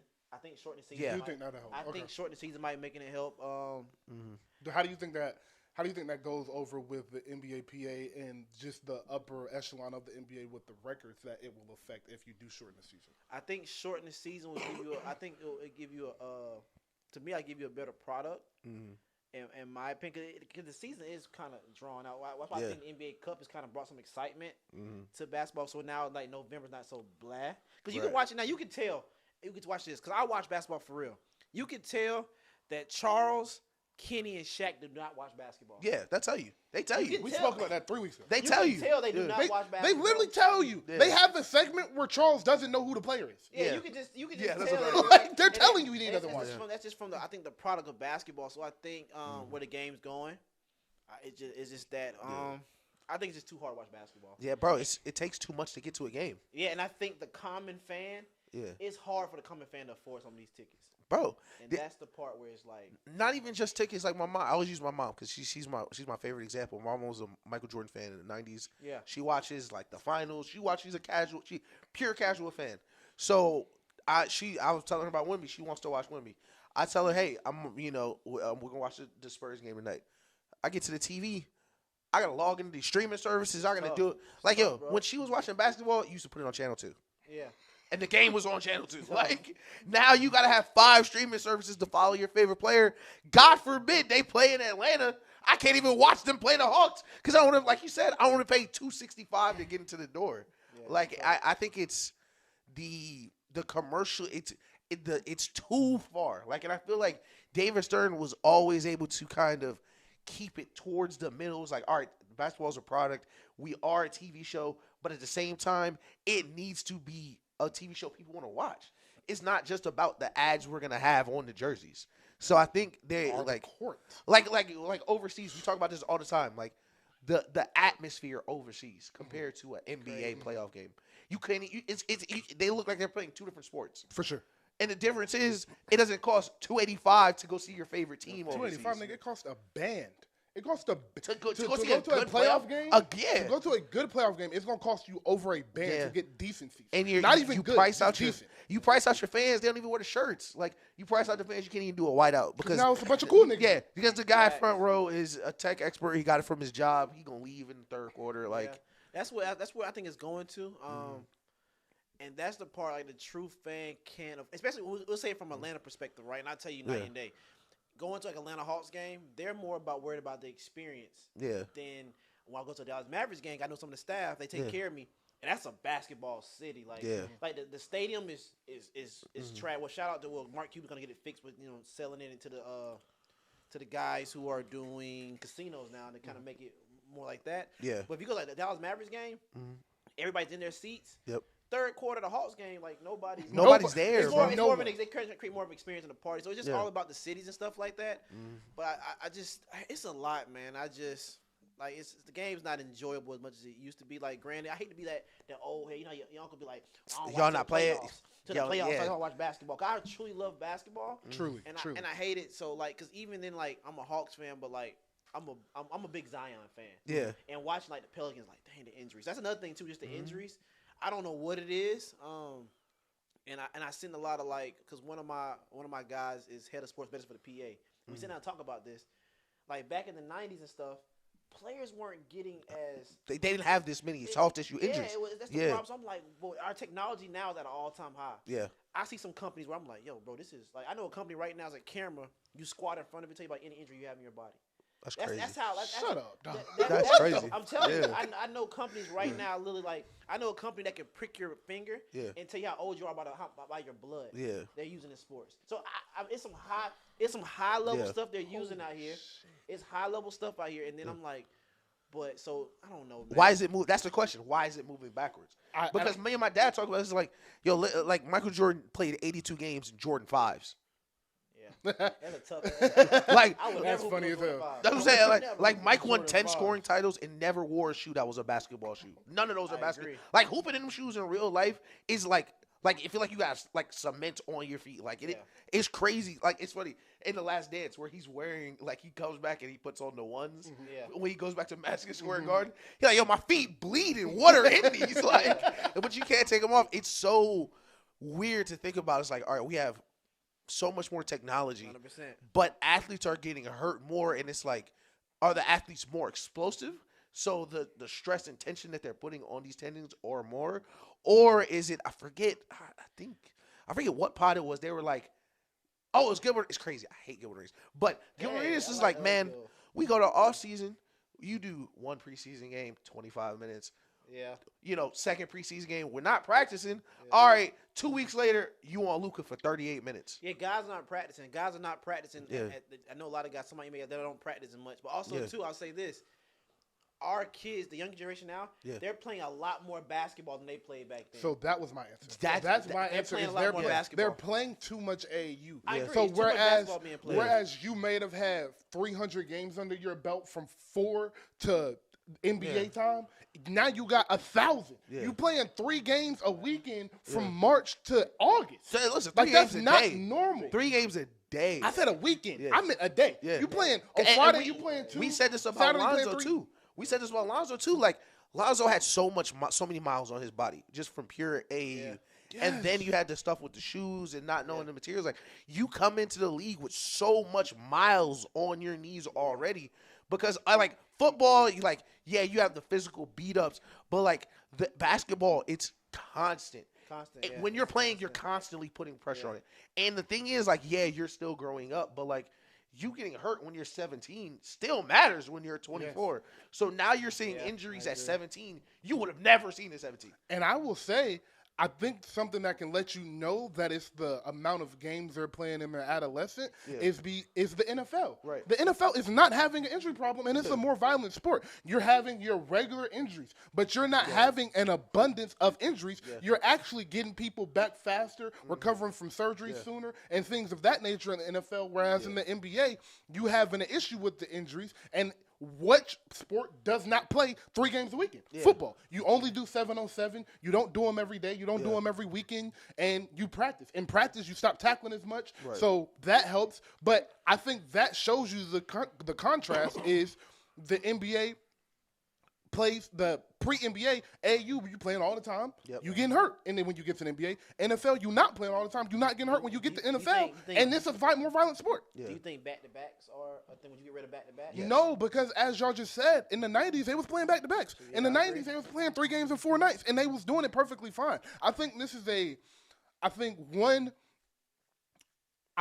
the staffs of the NBA need better dietitians, need better strength and conditioning coach, and they need to take this injury problem more seriously. 2, I think this falls on the player of getting your work done, because who doesn't get injured? LeBron James, a lot of Kevin unprofessional Durant, players. Yeah.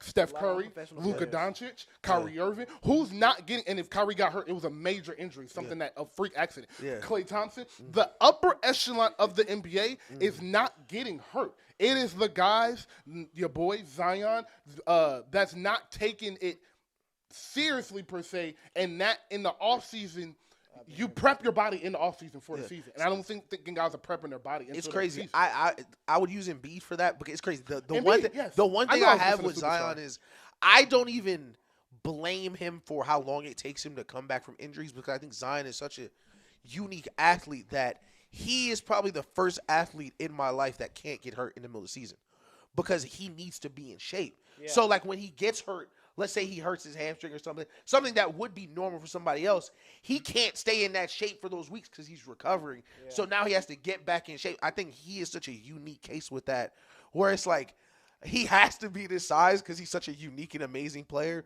But at the same time, I would love if he were playing just less in general because we can't have him get hurt because he won't have to rehab a hammy. He'll have to rehab a hammy and then get back in playing shape. Yeah. And what you're seeing now is, I think, to answer your question, I think we should get rid of back-to-backs because I think and what needs to change is the NBA needs to be more I don't want to say just caring, but like you said, they used to do it in the 90s, but those 90s kids didn't play as much as these 2000 kids. I think they need to say AAU is going to happen. NBA can't stop AAU. We need to cater to NBA to make sure our best players can play even after being in the AAU. Because some of the NBA's biggest stars did play at AAU. Tatum played at AAU. The list is, of course, endless. So I would love less back-to-backs, 60 games. I got. I don't have to cut you off. I got some off the air stuff I'll tell you, but just know I've been hearing stuff with like the EYBL's talking about cutting some of their live period. Yeah. Like I'm hearing these talks. Like I'm in some of these meetings. It's like Yeah. where like the NBA is like, what do we do to like? Yeah. Because right now it's tough because the shoe companies have a hold on basketball. Right. They have a hold. No, on that's what they're like the 3 SSB. Like Yeah. like these are events that there are millions of dollars are being put to every single year. Can you explain what you mean by they have holes? Like, I mean, I said holes. Pause. A hold on the NBA. Yeah. What do you? How is what I mean? What I mean, hold on, NBA. They have because, all right, the one thing the NBA doesn't have control over is youth basketball. Right. That's the biggest, like, a billion-dollar company that it's the well, I'm gonna tell you right here. You think about it, every other sport, it has a governing body. Yeah. Youth basketball does not have a governing body. Right. There's no governing like, hey, there's nothing that governs Yeah. it where you can play this amount of games. How do you control this and that? Like, so right now the shoe companies have a hold on that. So Right. like the EYBLs, It's a Nike event. the EYBLs, the Adidas, the Under Armours, the Yeah. Pumas. There's so many circuits. That's why I tell people now, me being in space, I say it's too many shoe teams. Yeah. When I say that, right now in Atlanta, you have Game Elite, Atlanta Celtics, and you have Atlanta Express, some more Atlanta Under Armour, and you have some more. They got like 2-3 EYBL teams, right? That is seven. That's 7 teams. 7 teams. And that's just in Atlanta. In Like, Atlanta. That's in Atlanta. We're not talking about Georgia. I was now. about to ask. You're not talking about Georgia. But You're saying sometimes, majority of the time, they might pull like guys from South Carolina might drive. That's the thing. Will come from the development part. Yeah. Like I see teams come in. You might have a guy from Alabama, Yeah. a South Carolina guy, and a Tennessee guy for Georgia Stars. They're not practicing though. Yeah. They just come show up for the game. So that's what I say. They have a hold Right. on youth basketball. So they have like this hold on it. And like now, I think the NBA trying to figure out ways where they can kind of control it, Right. go into the academy style, so they can develop players and then kind of change. like all that. IMG. Yeah, IMG is an is an example of like Right. IMG, Mount Verde. Yeah. I know a lot Okay. of like my guy Brandon was with TSF. So Yeah. TSF they left Nike basketball. He's no longer with EYBL no more. Okay. He just left and said we're not gonna do no more AAU. We're just gonna be an academy. We're gonna develop our players. Yeah. How they do in Europe. Yeah. And you're saying that you're not under Nike anymore. So these shoe companies are essentially like Sponsoring the team. sponsoring the Yeah. teams. And Yeah. Okay. They're And that's paying- how they're they paying, have the Yeah. hold over the Yeah. student 1000%. sponsorship. If you want to Okay, see cool. if you want to see a spectacle, like of course any Under Armour event y'all can come to, but this summer I'll take you guys to the Peach Jam with me in Augusta. Okay. I gotta go. When you want to see a spectacle of when you see like that, you be like, Yeah. AAU's a big business. Yeah. Like that is big business of basketball. Okay. You'll see like So let me ask this. I want to hear your opinion on this for sure. But I would love to see the NBA take a bigger role with AAU just in general, to where it's like the Hawks. That's the Georgia AAU system, and they have like the G League.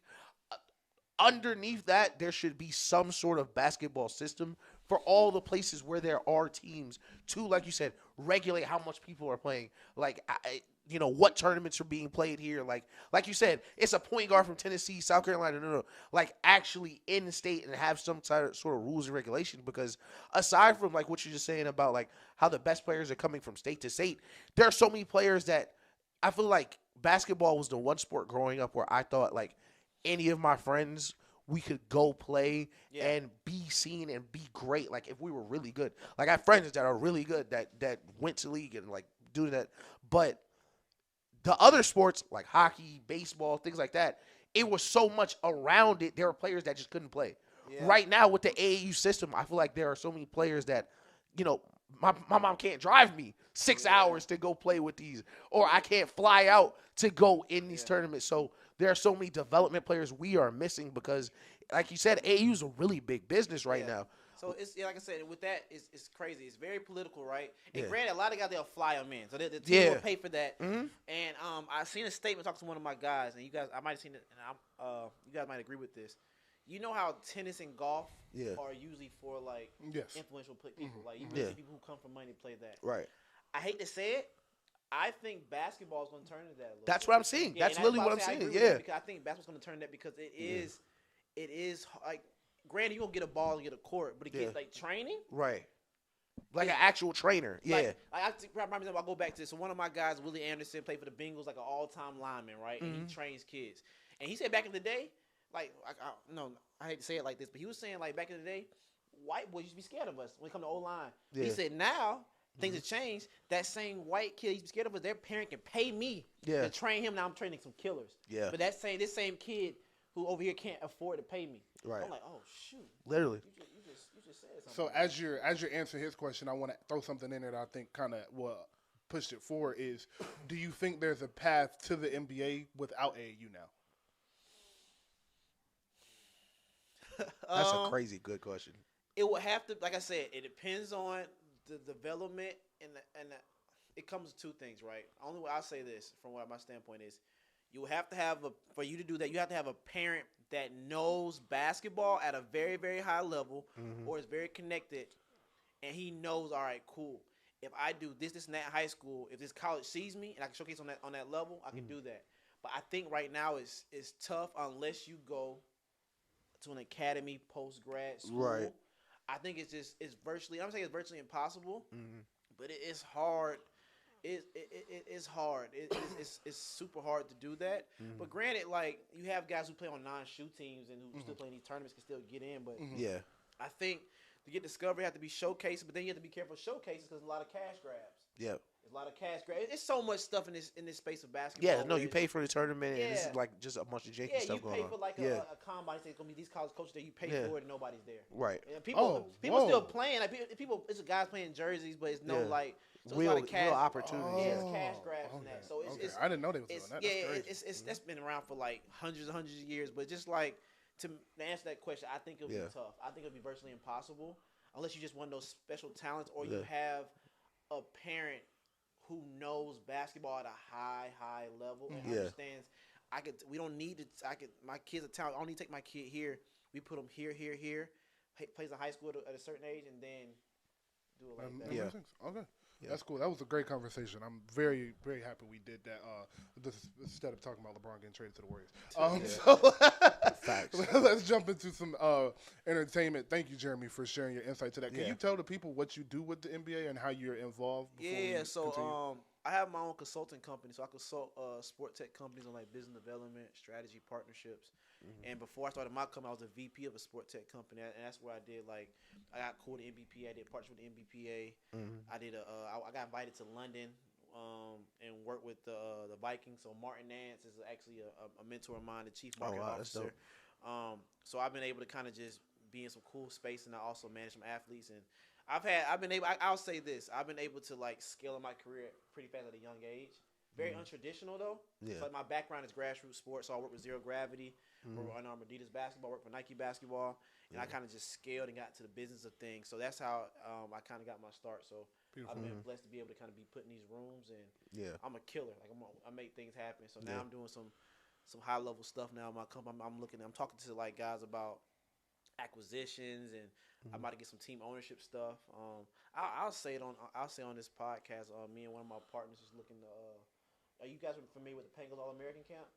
You remember Pangos used to be like that camp, like kind of like the 5-star ABC camp. Yeah, I think I do remember. Yeah. So me and one of my mentors one of my partners actually looking to raise some money to acquire that. Oh, that's dope. Yeah, that's hard. Some ownership stuff. So that's some stuff we kind of. No, that's dope for real. For sure. All right, let's move on this last half hour or so, and just jump into our entertainment aspect of the show more so with the music. Y'all know how we do. Yeah, we do a little bit of both. I want to start with Doechii again for the 5th time in the past 4 or 5 months. Been a good Doechii year. Doechii, dog. That Tiny Desk. Yeah, the Tiny Desk. I don't know if y'all have crazy. seen that Tiny Desk. No. That Tiny Tiny Desk by Desk. Doechii is one of the best Tiny Desks I've seen. I need the name of that bass player. Somebody get me her at. Yo, nah, bro. It's 23 minutes. It's on the longer side, honestly. Yeah. Tiny Desks usually aren't that long, but it's on the longer side. It's 23 minutes. She does, I think, 4 or 5 songs from her album, Alligator Bites Never Heal. Yeah.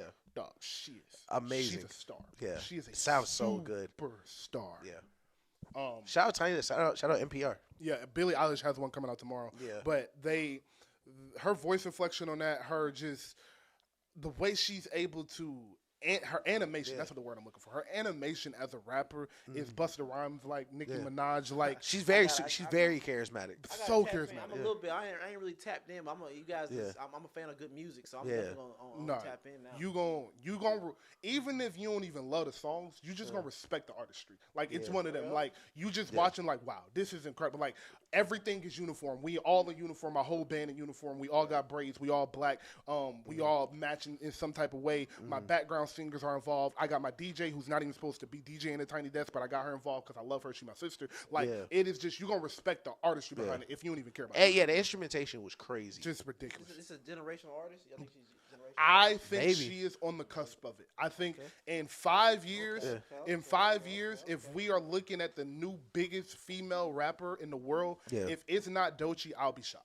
Yeah. In 5 years, if she's not the biggest superstar female rapper we have, like Nicki Minaj 2013, 14, like that type of superstar. If she's not that, I will be shocked. I think what really sold me on like how big she was gonna end up is right now, I think she's already where Lotto, Glow, Sexy Red are, and it's been like 6 months. 6 months. Like she's like her trajectory, like she started off so high. Like I think she's already caught up to them in like half the time. Sexy Red, and Sexy Red got a couple joints. They got joints. And I will say this. Funny enough, we've been talking about development in sports. There's not development in music either now. So what the difference is Doechii just came in more game ready than the rest of them did. So the rest of them, like Sexy Red, can make a song, but she can't really rap. Meg can really rap, but she can't make a good song. Lotto can kind of do both, but it's not of that degree yet right there, but she's on the cusp of it. Glorilla, crazy hooks, can't really rap too well to where it's gravitating. So Doechii can do it all, plus she can sing. And as artists are not being developed, the artist that is the closest to what we're trying to do, we're going to push them more and work with them more. And as you work with better producers, better managers, better artists around you, you're going to grow as an artist. So there's your artist development. So that is what I would say. She just started so far ahead of them. She just got a cheat code. And she's on TDE. TDE is the best label out by far right now. And they actually do artist development and actually take you through media training and do these things that they used to do in the 2000s at every label. These other labels aren't doing that with their artists. And you can see. You saying she signed TDE, that explains it. Yeah. Her having the people who made SZA helping her start her career, I think is like such a crazy thing because she has access to that. Like, so yes, her trajectory is super out of here. And then speaking of TDE, Compton Christmas. I know you've been waiting on this announcement because you peeped this in the in the video. I said it. I said in the video that's definitely going to be something. Man, I think that's crazy. They do it. They do it every year. Apparently, just have like this kind of Christmas event where they give back. But to have all the TDE people coming out and performing and stuff, that's super crazy. I mean, they're having a nuts year. I mean, Just ridiculous. Yeah. I got beef with TDE right now. You a Drake fan? You love Drake? Yeah. Yeah. No, I'm a Kendrick fan. I'm a big Kendrick fan too. Like Good Kid, Mad City might be one of my favorite albums. Classic for sure. Section 80. Does that say? Lil Baby Final Chance. Okay. How do you feel about Lil Baby right now? I ain't gonna lie. Just to check. Y'all want to hear my honest? Check the temperature. Sure do. Tell you something right now. Yeah. You know that meme where the Grim Reaper's going through them doors? Yeah. He just passed Roddy Rich. Yeah. Lil Baby. He passed the baby. Yeah. Passed Roddy Rich. Yeah. It's not gonna. Hey, that's what I'm saying. You see, it's a last chance. I'll say this. Lil Baby's had probably one of the best runs we've seen in Atlanta. Like runs. Yeah. Lil Baby's had one of the best runs I've seen in Atlanta. Listen, My Turn Lil Baby era was pandemic. that was special. Special. Man, because also too with Lil Baby, some of his EPs are not sticking how they used to. Nope. They're not sticking. Nope. We gonna have to see. I think this last album he's gonna drop, he's gonna show a lot. He got to show a lot of artistry. Like I was telling people think I'm like one thing about me. Like I think when I get done with this sports stuff, I do like I'm into music. I do want to get into like the music part of things. I know talent, especially when it comes to music. And I think Lil Baby has to. Like I was telling you about Moneybag Yo. Yep. It's not so much time you can keep doing that same flow. Yep. You're gonna have to show me as an artist what is different, what's gonna stand out. And I think for Lil Baby, you have to show me something. If that's a new flow. He got to show me something. Yeah. Go ahead. I will say, because you said you can't show me that same flow, that same artist style, I would say you can't do that if it's not niche. Because I agree. Rod Wave stays to a sound, but it's in the niche demographic, so he's able to do that and keep that sound, and his fans stay with it because it's a niche thing. Lil Baby is just another trap rapper, so he has to be able to expound on that sound or expand on that sound, or it's not going to stick as it was in 2020, 2019. But Rod Wave, I'll say, is kind of created this cult. He has like a cult following. For sure. Exactly. For sure. Rod Wave has like he's the epitome. He reminds me of like the cult following of like a Playboy, Lil Uzi. Like they have cult following. Like niggas don't casually listen to Rod Wave. No niggas love Rod Wave or they don't listen. Like it's either in between. This young boy, like young boy. Yeah, 100%. Like my pops is like old school, like from Brooklyn. So Jay-Z, Nas, like he's listening. Like of course Kendrick, but my dad like, man, turn that sad stuff off. Like he's not listening to that. But like Rod Wave, like Rod Wave is on that. So I think it's just, and I want to see because Lil Baby's talented. Yeah. For sure. He's talented. Yeah. He's talented. We said on here, I really believe this. Had the pandemic not happened, I think his career probably goes way differently. You think so? In a good way or a bad way? In a good way. Because I think My Turn was so crazy, but we didn't get to experience, he didn't get to experience it as it blew up, as if it was a normal year. Because you couldn't go on tour, you couldn't do the shows. Yeah, people couldn't, what's the song with Before I Go Job? We paid. People, we partied to it because we was in Atlanta and we could go outside. It was people who never got to go outside to that album. So I think his career goes so differently without that. But I think it's so hard to come back from all right, this was my peak. But I kind of had to reshelf it because we couldn't tour for a year and a half. I couldn't really reap the benefits of it. I think he's in such a weird place. Hot take: 4-2 Doug killed him on that song. I'm just. Unfortunately, he did. I ain't gonna lie. Unfortunately, he did. Unfortunately, you are correct. Yeah, listen. Before I go, 4-2 Doug killed dog like Vic. But I definitely think this is his last chance because man, you're a Drake guy. Listen, all that hype don't feel the same next year. It don't feel the same next year. So that's why oh man, you just said, and I want to see Baby win so bad, man. Yeah. I think that Baby, you made an excellent point. Everybody stop, rewind, and listen to what Isha just said about not being able to hear My Turn outside. Yeah. That is a extremely important point in that because music, when you're able to hear it outside, it lasts an extra year or two. Based on not like us, it's gonna last 2 summers in the club. So that is the difference. Yeah, and don't get me, I don't know how many people in this listen to Atlanta. If you are in Atlanta, we love you even more than the people not in Atlanta, obviously. But if you're not in Atlanta and you was in one of the cities shut down, we have a privileged position in Atlanta. Atlanta never closed. Right.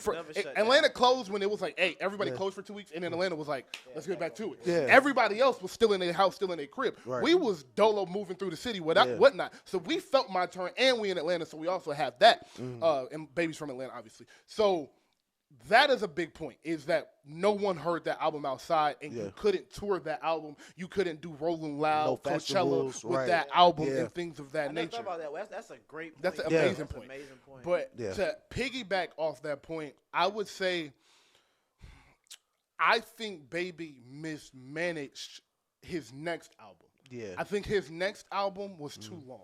Because you gave us 25 bangers. Yeah. So instead of dropping another 22, 18-song album, drop a 10-song album. Drop an 11-song album. Yeah. Because those songs, the 11 songs that are crazy on that album are crazy as hell. Right. It's Only Me is what the album I'm talking about. Yeah.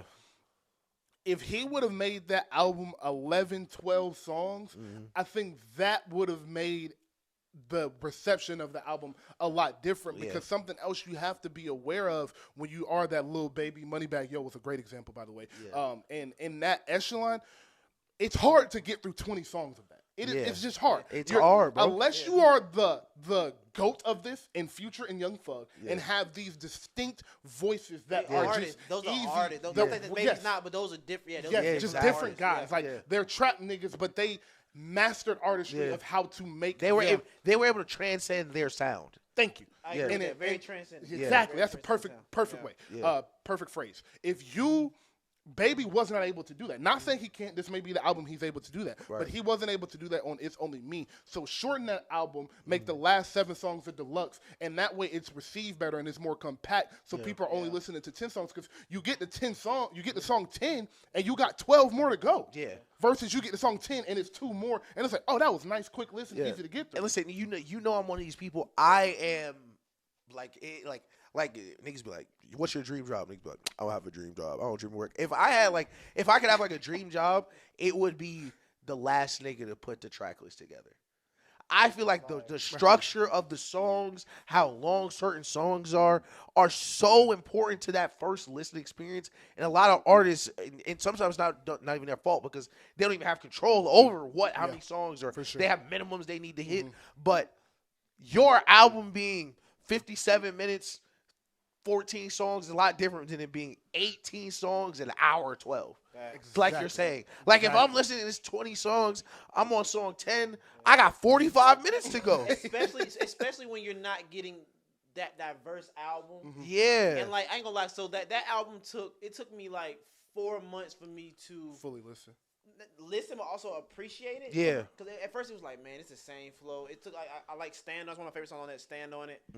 The Russian Roulette is crazy. Yeah, Russian Roulette is so crazy. So it took me a couple some time to really like. Right, you got to go back to it. Yeah. And you got to go back to it, and that hurts artists so much because, and for better or worse, we put this power in the label's hands. That first 2 weeks for your album is so important. Because Friday was on the album too, right? Was Friday? Yes. Yeah. That song. Friday did it. That was like songs like that. I can remember like Friday did it. Right. That was the emergence of like Friday, and then of course get them on God did, but I think that song with Thug is crazy too. Yeah. That song with like Thug. That's the thing. And that is the problems certain artists fall in is like, man, there's some heat on here, but so you got to filter through, and a lot of artists like the bigger artists. They don't have to worry about it because you just kind of have to listen through it because these artists are so big. But if you're somebody like Lil Baby who's trying to get fans to come back, or if I'm like Roddy Ricch, I'm trying to get fans to come back. Roddy Ricch is over with. Yeah, it might be done for. Yeah, it might be done for. But like for artists like that who are like still trying to gain new fans don't want to filter through your album. Agreed. New fans just want to be able to listen to it and be in that experience. And then you also have to remember that that's your consumers, Lil Baby, artists are in a privileged position of having every song that's ever existed in their phone now. Yeah. That being said, that means their favorite artists, they have all of their songs they can always go back to. Their 10 favorite artists. So if you're not cracking a top 10, top 7, top 5, you're going to have to really put something that grabs their attention quick. And I'll put it like this. As big of a year as Kendrick had, If GNX was 20 songs, it's not received the way it is. Yeah. Because it's going to be too long of that sound, and it's too Right. much of that sound. Yeah. That sound is so distinct, you don't want to hear too long of it. Right. That's why My Crazy Life is so good. And the West Coast albums that are great are shorter albums because Yeah. it's a hard sound to really digest. Yeah.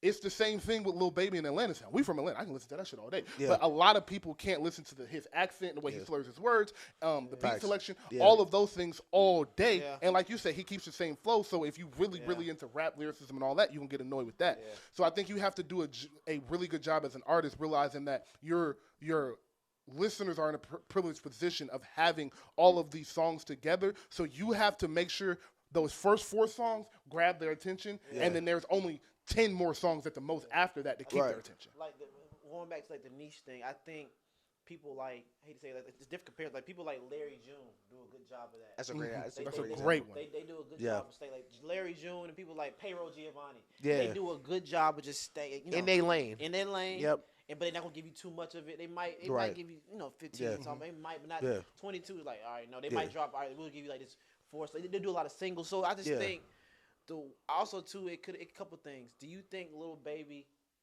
let's say got big too fast, but do you think he got like, cause like Lil Baby was on like he was getting like Khaled. You had Yeah. like New York guys was Drake. like him. Yeah, Drake feature. Yeah, Drake. That featured. Once and Knees was a motherfucker. That's not even my favorite one. The one on him and Oh, Gunna yes, album. indeed. No, Yes. no, never recover. That, Oh, never he has recover. 3 Drake's. Oh, to, yeah. to your point, how big he blew up. Yeah, he got 3 because he got the first one. Yes, indeed was like. Yeah. Yes, indeed. Baby wrote that. Then Drake came back on the gun like, I'm gonna show you how to rap. Yeah, I'm yeah, gonna yeah. show you Listen, He how to came rap. on listen, that I ain't gonna lie. never recover. I'm gonna That show you. never recover. Never recover. Boy. Never recover was like, yeah, y'all still my little niggas. Yeah. Like, yeah, y'all still my little niggas. Like, Yeah, for he real. gonna Boy. never recover talking crazy. I And love then, that and then feature. my last thing, do you think Lil Baby has a chance to like a graceful like bow out where it's like, cause I'll take you a prime example. I feel like people like Gucci Man. I feel like he rapped too long, Yeah. and I feel like Yeah. Young Jeezy did a good job of like I still Yeah. rap, but I'm gonna put these guys on.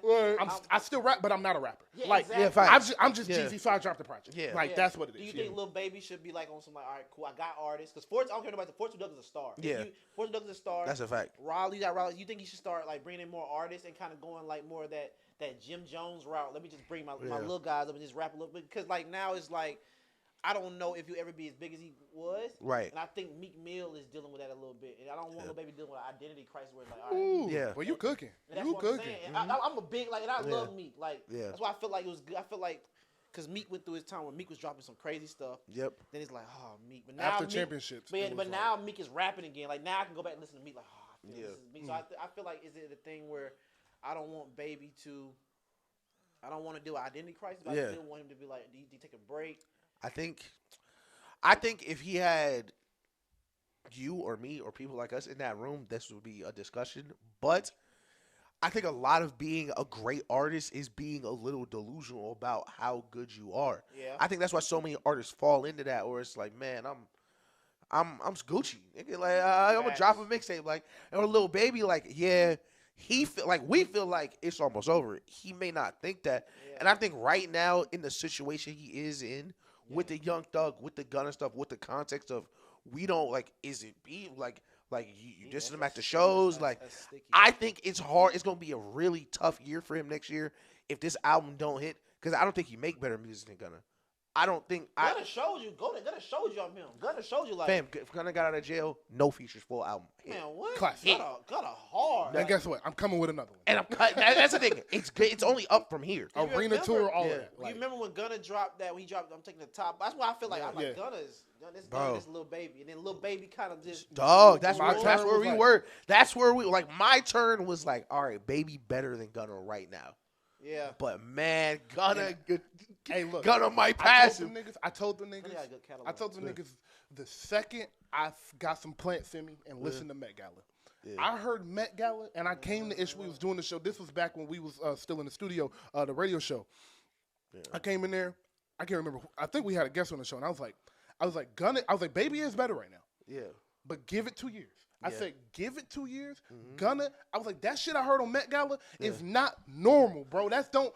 The thing think is, Gunna might have been right Gunna with Baby, too. don't make music that sound like anything else. And listen, quiet Baby, is kept. Baby sounds like a trap nigga. Gunna music don't sound like nothing else we But hear. the thing is, and what you're saying is I think what Gunna I was think writing- is was the writing for I think that's the elephant in the room. I think that's the quiet part out loud.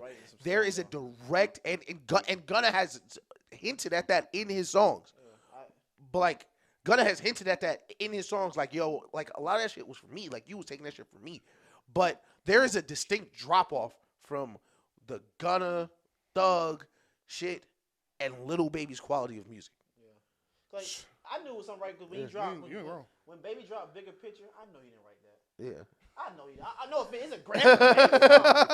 That's what he. Yeah.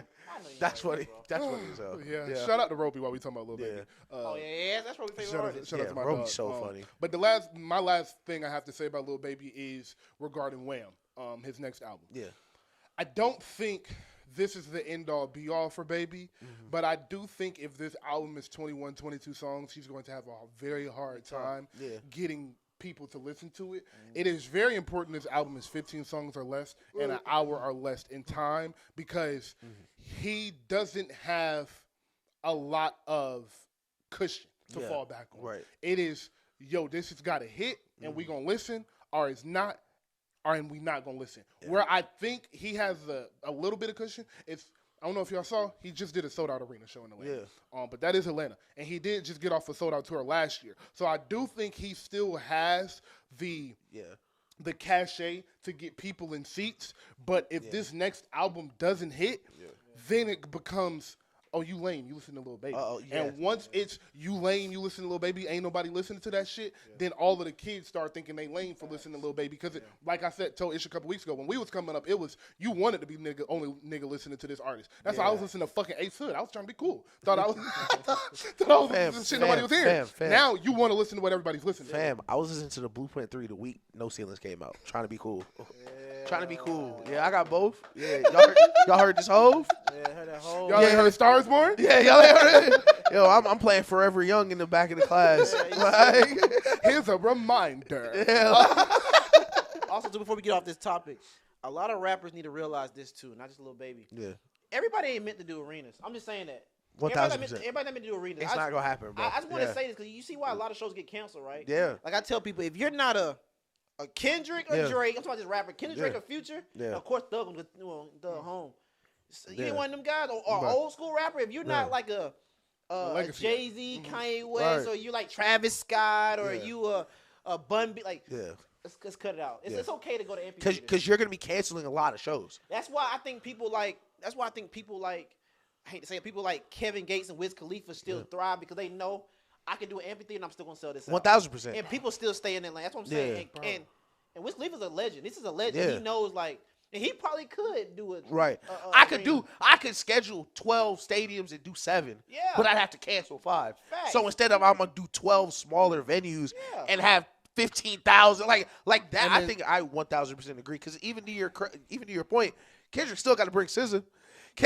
Listen, Kendrick still got to listen. SZA one of the biggest artists in the world. Like she on that tour for a reason, like bro. a Taylor Swift or Beyonce, and then also too, last thing, and people this dropping music without doing no road, stop that. If you are not Beyonce. If you're not Beyonce, Drake and Kendrick, stop all that. You're not Beyonce. Stop the shot drop. Stop it. You're not Taylor Swift. Bro, listen, go do that interview. Go do that promo. Go do that promo. Go do that interview, dog. Go Take fucking your ass up to the Breakfast Club. Answer the questions the way niggas used to, bro. Go to media run. I'm telling you, I hate that, bro. Like on Twitter, they were like, man, we're seeing Doechii everywhere. So first, that's called a media run. She got an album coming out next year, nigga. That is why she is everywhere. Build the artist the right and then way. she gonna sit her ass down to after the Super Bowl. Yep. She gonna let SZA drop, let Kendrick drop, and you gonna see her again right around right around March. You are gonna start seeing her again. The album gonna come out in the summer.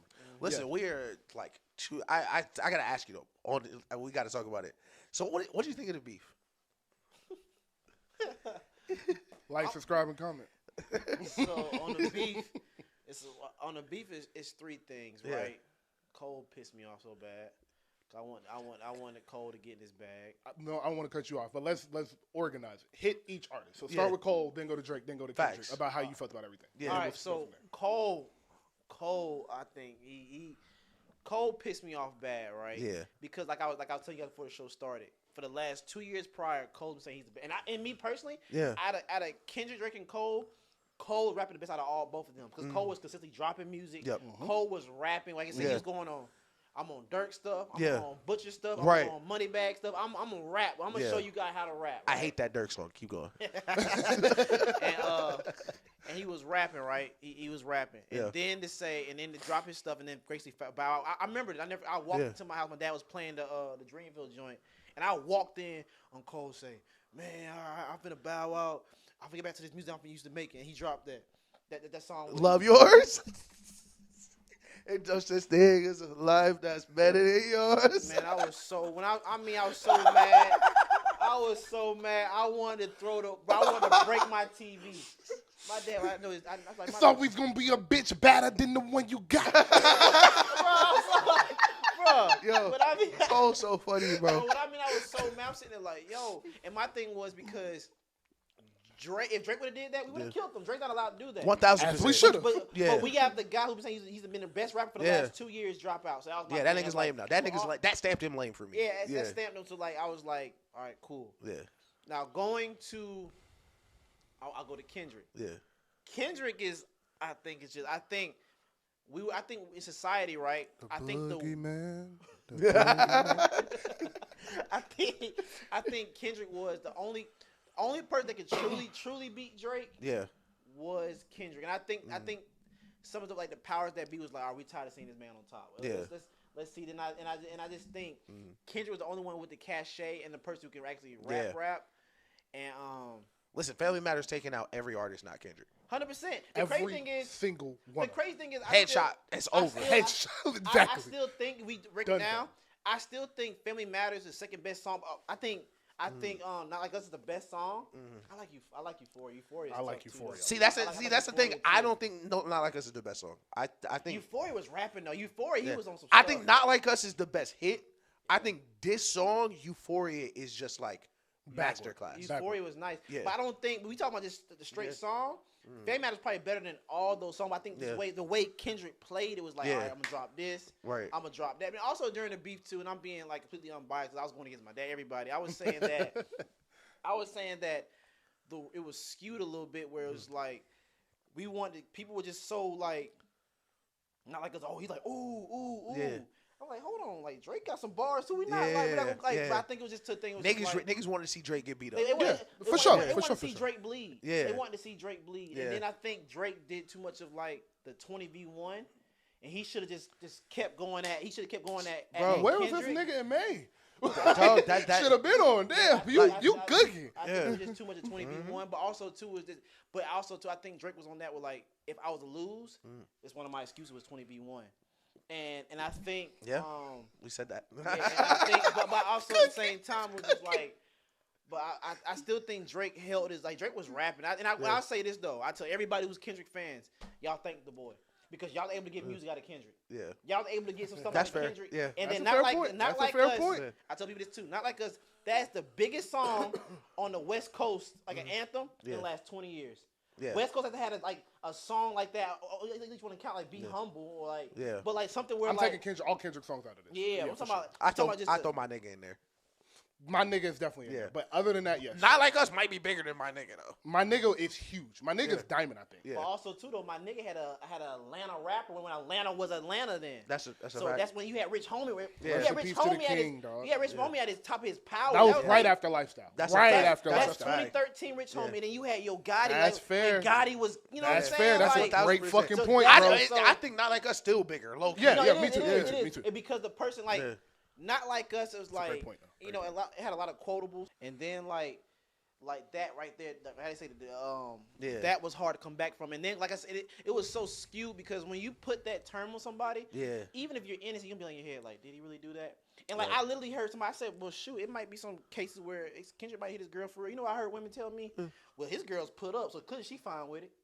So it's like, bro, I'm telling you. So it's I think the biggest thing about the beef and like what you're mentioning about like how people even receive some of the Kendrick bars or compare it to Drake's bars was what did we think of you before the beef started too? Yeah. And I think that played a lot of like what was your character from the jump? Because like for someone like Kendrick who has never had like anything for Drake to get that over to like, yo, what is actually going on? Yeah. He has to work harder than someone like Drake who has so much stuff in the public eye already. Yeah, that's what I'm saying. So it was tough. Like I think like just Drake being such that big figure. Yeah. And I just think it was time for the people who really dislike Drake. It was time for them to come out. Yep. And I think a lot of things, and then going back to some of the beef with Ross and with ASAP. I heard reason why Drake and Ross is beefing. He claims it's a cease and desist. Yeah. But I heard with the new UMG deal that Drake is getting equity on all these guys. Yeah. So that's what I'm hearing. So shoot, and which for me, people are like, oh, that's so lame. Yeah. But and I hate to say this, if Drake was a white man or Jay-Z, you would be crowned as a great businessman. 1,000%. So now it's like, so that's why I'm hearing. That's why I was like, with I think under with Sexy Red and all under that. On Gamma. Yeah. I think under Gamma he has ownership and all that. Yeah, you were correct. You were correct. So that's what I'm hearing. So like it's a bunch of stuff. He claimed it was the French Montana thing, and then French came out and said, no, I never had that. So it was just interesting. But I think this showed who the two best rappers were though. I think you know Kendrick won. Listen, I love J. Cole. I love the feature run. I love all that. Listen, Drake is for me. J. Cole can never be better than Drake. Yeah. Drake going into that battle because my thing is, all right, he lost. Cool. He lost versus Pusha. Cool. He lost versus Pusha too. He did. Story of Adidon, Family Matters. Yo, listen. Sometimes the other niggas score 42. Yeah. Because Adidon is beautiful. Amazing song. I think I like Adidon more than I like Family Matters, and I 1,000. No, I love Family Matters. Like, fam, if like that's what I'm saying. I wish I was in some of these rooms because like if you just drop the story of Adidon and just not the story of Adidon, I'm Family Matters. We had it backwards, but like, Duppy, listen, you take that Virginia Williams bar out. That's one of the best diss tracks ever. You win the beef. You're cool. Like, I think that is one of your best. Like, up to that point, that was probably the best Drake rapping performance I had heard in years. Family Matters. The last 2.5 minutes of Family Matters, immaculate. Sometimes you score 40, the other guy got 45. That's how it is. But I prefer that than J. Cole, like, all right, I'm going to shoot at you. Some of the shit I got on here, niggas, is like, wait a minute, Cole. Then I'm going to pull it back off after I get my first week streaming numbers, though. I'm going to get the first week on it. Then I'm going to take it off streaming. And then my next feature, I'm like, yeah, I'd have killed them niggas.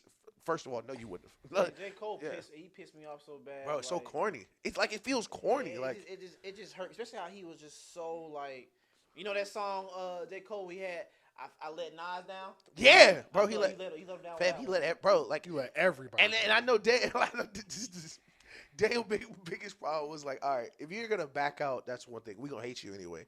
You gonna send the song, you gonna take it back. We gonna hate you anyway. We don't gotta get on the stage, meat munching. Like, that nigga went on. Hey yo, raise your hand. Raise your hand. You think Kendrick the best rapper alive? Yo. Raise your hand if you love Kendrick Lamar. Raise your hand again if you think Kendrick Lamar the best rapper ever to touch a microphone. Yeah, like why are you? Raise your hand again if you listen to Get Kid, Mad City in its entirety the day it came out and loved it. Yo, like. Raise your hand again if you listen to Pimp a Butterfly. I thought it should have got a Pulitzer Prize. Wasn't born and everything I said. Shut up! Like you got on stage like. It's 100,000 niggas here. To see you. To see you. Yeah. And you apologizing and calling a nigga the best rapper you ever heard with classics. Yo, and listen, listen, and I'm a forgiving guy. Like, all right, it was a heat of the moment. Schoolboy Q, a thug, pulled you over like, yo, these niggas really hate each other. You should back off. Cool, all right. Don't get up there like, yo, it's a real nigga. I got my chin out. I would have respected him more if he would have did apologize. Yeah. Like between Family Matters is like, oh, this nigga, can you say you want this man to die? Yeah, that's what I'm saying. Listen, that's my thing. Like once we was going there, I'm bros with y'all too. Like, yeah, okay, cool. Like once shit took a turn, I understand because it took a turn and like it got dark. It was one song Kendrick dropped that I Meet the Grams. That was too dark for me. I like. It's one of my favorite songs. To me, I was like that song was just. It took me to a place where I was like, I don't like that. That's one of my favorite songs. It's one of the greatest battle songs we've ever heard that people will never listen to. It's not a great song though. But also too. Yeah. I want to.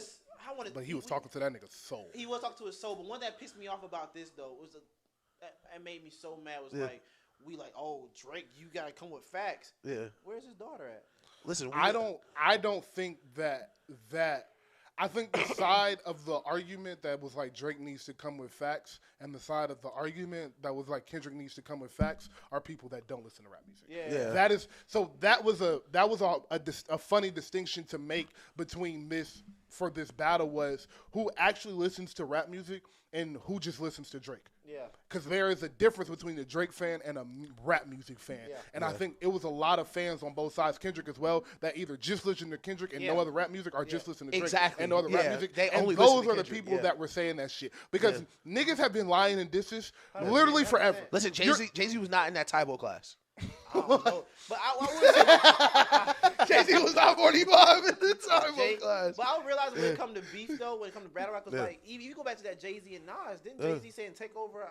I hit your baby mom in the car and threw the rubber on the That's super ugly. That's super ugly. Yeah. Super ugly. Yeah, threw the rubber on the car seat. Yeah. Shout out Jay-Z. Shout out. Listen, I'm one of them niggas. Listen, that's the thing. I don't know how the beef is gonna age because I'm one of them niggas. I like Takeover more than Ether. I'm one of them niggas. Takeover is hard. Takeover is crazy. Takeover is so hard. I think what happened in the Drake beef, just because we don't have time to go through everything. I think Drake contract was up after this tour, or he was renegotiating after this tour. They know some person as big as Drake. Once he starts renegotiating, his label know, other labels know, artists know, because he's so big. Yeah. That is a thing. Drake negotiations set the table for everybody else. Literally, it's like when Burrow or Mahomes get a deal. Everybody got to see what he's making, so I know what I'm gonna get. So I think he got off the tour. He was renegotiating. He knew that he wasn't in. Kendrick knew he wasn't in like the boy status, PQMG. I'm protected, and he was like, all right, he's not safe right now, and either Kendrick decided to go or someone was like, hey, Kendrick, he's not safe right now, and sent him to go. I think Drake should have me personally looking back at it, he should have did what Pusha T did to Jim Jones. Yeah. Not shouldn't he said nothing. Yeah. I don't think he could No, have listen, done that. Pusha T went back at Jim Jones, though. I don't think he could have done that. Pusha T, he responded at that fashion show. Because the fashion show came out first. And then you're right. Yeah. Jim dropped. Yeah. And then Pusha was like, Yeah. I'm not finna like. Listen, Same thing that's with Rick Ross in the game. Yeah. Rick Ross.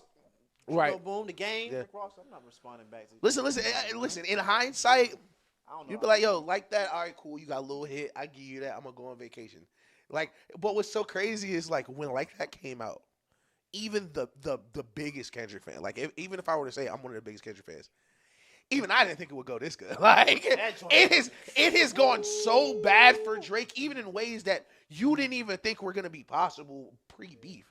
So I think it was just so hard for us to see like the other side of it because like it's just for it to go this bad. It was a lot of people who was happy for that. 'Cause you have to remember the guy that used to who's be the CEO of Twitter before he sold it. Jack Dorsey, yeah. He's happy about that. Him and Drake have beef over a girl. Mm-hmm. Like that's the thing. It's I thought because didn't Jack Dorsey and Jay-Z have title have the title thing. Mm-hmm. So when they went for acquisition, they're like, hey, we got the biggest guy in the world. And Drake's like, nah, I'm cool. Yep. And he's like, all right, we got something like what I'm saying. That's why I think even so, it's a lot of like messy political stuff. He's been when you're that big in the industry for that long, you'll naturally just make enemies by the business. Yeah. But also let's call it off the court stuff. Yeah.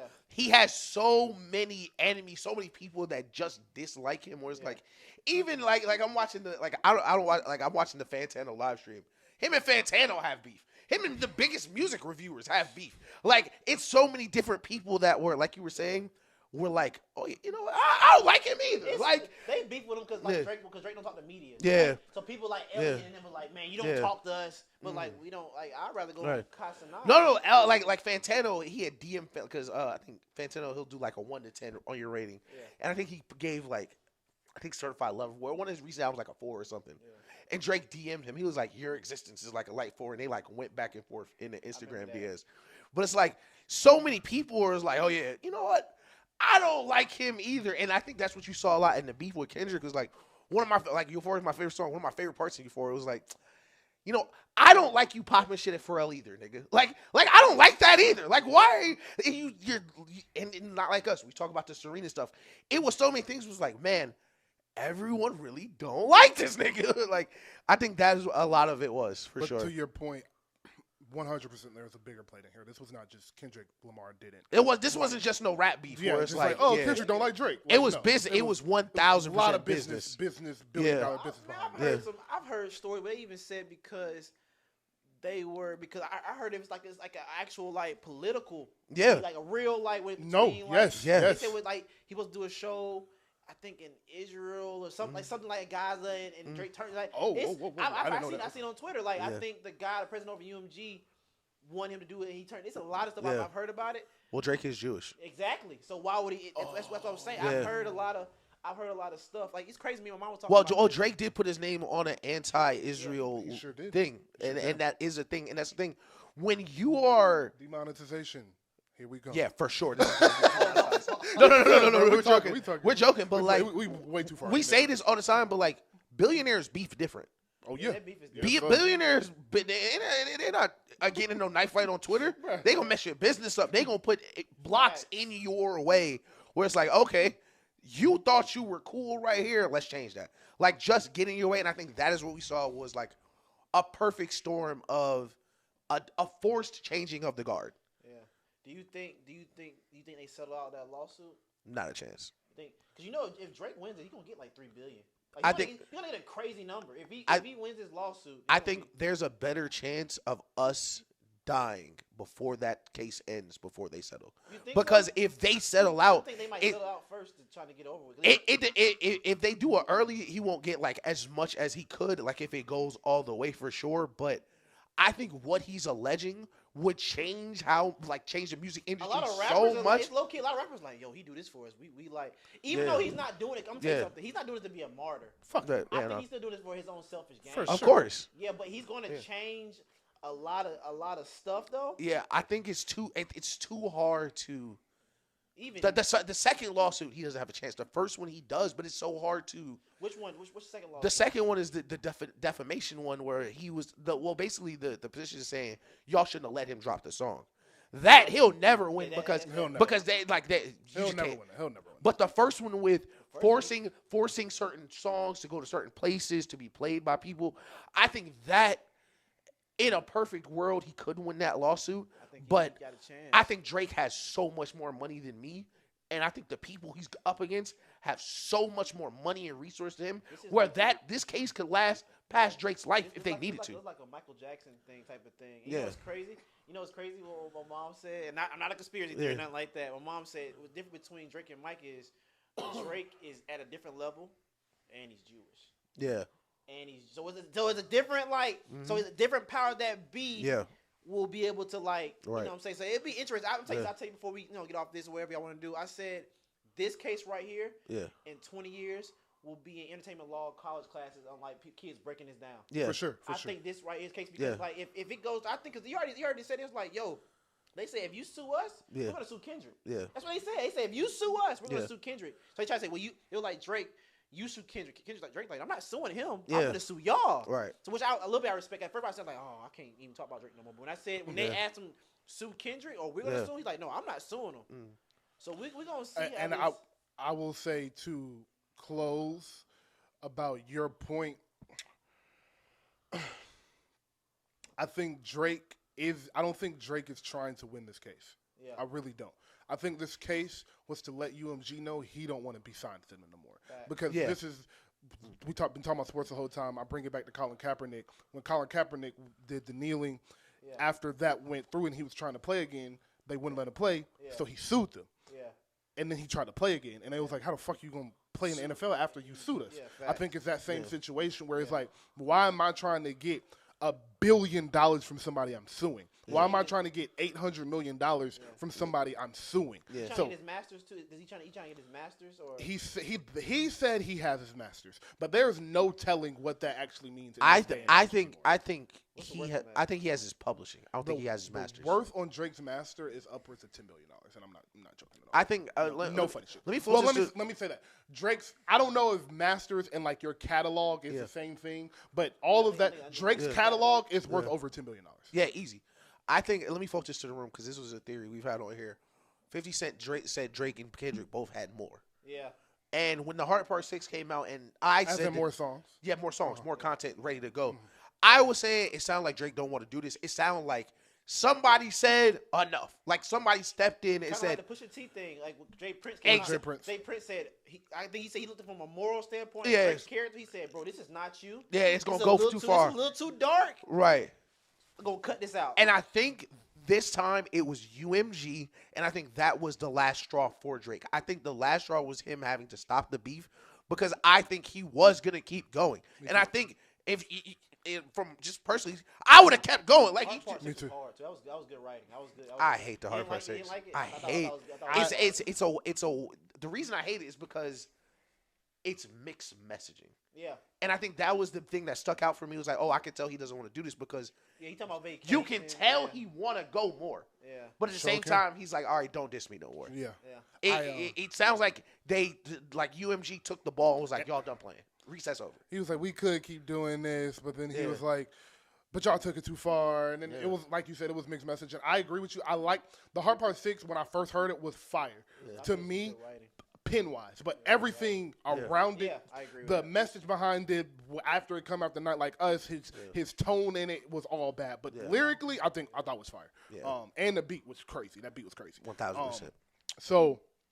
yeah, that was fantastic. That was an amazing episode. Yeah. Shout out to us. I wanted to talk about the Heisman, but I don't want to argue with Ish for 10 minutes. Travis Hunter's gonna win the Heisman. Yeah, we know. We know. I hate it. You don't like him winning it? I love it. Listen, I love Travis Hunter for sure. I don't think he should win the Heisman though. How you think Bruh should get it? I think that's okay. I think that's the best running back in Pro Football Focus history.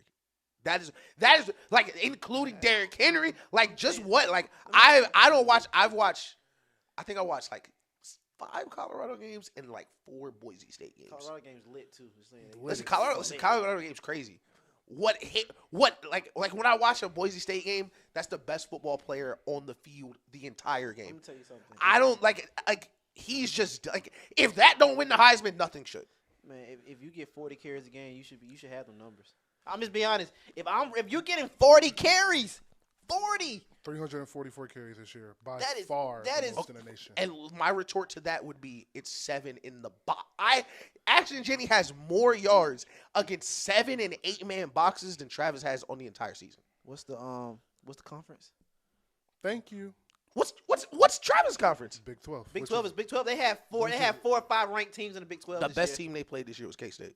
I'm just saying, but they have 4 or 5. They have 4 or 5 ranked teams. And then Kansas beat 4 ranked teams this year. Listen, good for Kansas.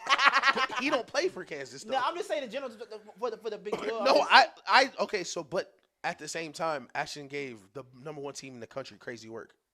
But that was the number team in the whole country. That was one game. Was the first game of the second season? Game. Second game of the season? Second game of the season? Second game of the season. No, but it's not. That's my thing. It's not an outlier. Like, if he was just 30 carries, 260 against Boise State competition, that's one thing. He's done it against the very best competition. We're gonna see when the college football playoffs. We're gonna see when the playoffs. But he did it one time against one good team. Every other team he played was bad, except for UNLV. Okay. No, every other team he played was bad. UNLV. And this is the thing for me is that I get Ashton Jenty's point. What I don't like is that we're trying to bring one of them down because they're both absurd. Like both absurd seasons. Both of them did historical shit. So I don't like that we're trying to bring one of them down and not either one of y'all. Just like Twitter, in the context. In the context of conversation. But what I would say is, and before we continue, Travis is winning this award. He has like a 96% based on the odds, and Vegas can't lie. It's over with. He's gonna win the award. But minus 2,000. Yeah, well, listen, that Travis Hunter isn't doing interviews to get the Heisman. Ashton Jenny is doing interviews. He's doing interviews. He's doing a press run. They asking Travis Hunter. So what you gonna do when you get it? Do you know where you're gonna put your Heisman, Travis? But what it is for me is, Travis is doing something we have never seen done at this level. Have we seen two-way stars? Yes. Yeah. But have we seen two-way stars be top 3, top 5 in both sides All of the American field? on both sides of the ball. All of American on both sides of the field? Absolutely not. Nothing even close. Yeah. He for sure is the future Patriot. And yes. Yeah. And then on top of that, he he has had the Heisman moments. So the 10 receptions, 125 yards, 3 touchdowns, and the interception, 3 pass breakups. Like he's had all of the Heisman moments. The fumble he forced to win the game. Plenty of Heisman moments. Yeah. When I get to Ashton, no player in his conference has ever won the Heisman. In the Mountain West, not one player has won the Heisman. There's only been, I think, a handful of finalists, and the closest person was like 10 years ago, and he got 3rd place. Yeah. So it's just not something that happens. And based on that historical context, I'm like, okay, if we clearly feel this conference is so inferior to the rest of the Big Four, then he would have to do something historic to get the Heisman. And like I said, you asked in the chat, what did he have to do? If he would have got Barry Sanders' record before the championship game, he would have won the Heisman. I am confident in saying that. I understand your point, and see if this is a counter. Because no one in the mountain, whatever they call it, has ever been a Heisman favorite. But none of those teams were ever good enough to warrant a Heisman finalist. Because remember, like when we was growing up, Heisman finalists, it was best player on the 1, 2, 3, 4, 5 team. Type shit, yeah, for sure. And if you were in the BCS National Championship, you were gonna be a Heisman favorite. Type shit, yeah. Because they have the college football playoff now, Boise State's the 4th seed with a bye. So I think that is why I think and this is the first year in I can't remember how long. There's no SEC finals in the Heisman. Yes, there's no SEC finals. I think you're going to see moving forward because of the NIL, because of how conferences are spreading out, how people are scared to lose. We don't want to do this with our schedule. I think you're going to see a lot of Colorado Heismans or Boise State or like Bill Belichick going to it could be UNC Heisman. Like I think you're going to see it spread out so much more. I think this is going to be the first of those where it's like either way, Colorado went from a 2-win team to a Heisman player. Or Boise State went from the team with bluegrass to a Heisman player. Like true. I think that is why. So yeah. Okay, that's a fair point. And we can leave it there. That was they're both amazing, and they're both going to pros and going crazy. Hopefully both future Patriots. I think Genty is going to go in the top 15. I think he's going to go somewhere between 20 and 20. So top 20. Oh yeah, I know where he's going.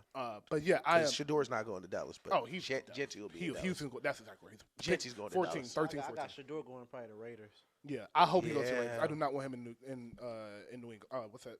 They say Cam Ward's going to the Giants. I don't want him to go to the Giants. I heard that. I don't want him to I heard Cam Ward I don't want going anybody black to go to the Giants. They said because the Giants went to the Colorado practices and the Miami joint too. So we'll see. I think especially now, shout out to whoever was on First Take this morning, some high school player committed to BYU. AJ. Yeah, AJ was like, man, I hope the Spurs draft me. I think right now, because these kids are coming in, they're gonna be businessmen at 18, 19. You ain't lying. I think Shador gonna be like, yo, fam, don't pick me, my nigga. Like that's what Eli Manning did. That's what Deion said. Deion was like both my sons. I'm talking about Travis and Shador. He said if they somewhere we don't need to be, we're gonna come on back to school. He hates Shiloh, don't he?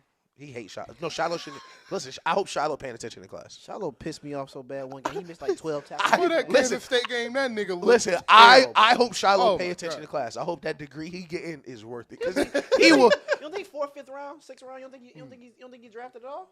No. He's going to get drafted because of his last name. He's going to get drafted because of his last name. He's gonna get drafted by the Raiders in the 6th round. That's what's gonna happen. He's better than a practice squad player. Like he's like. Yeah, but then you can't have Shiloh Sanders on your practice squad though.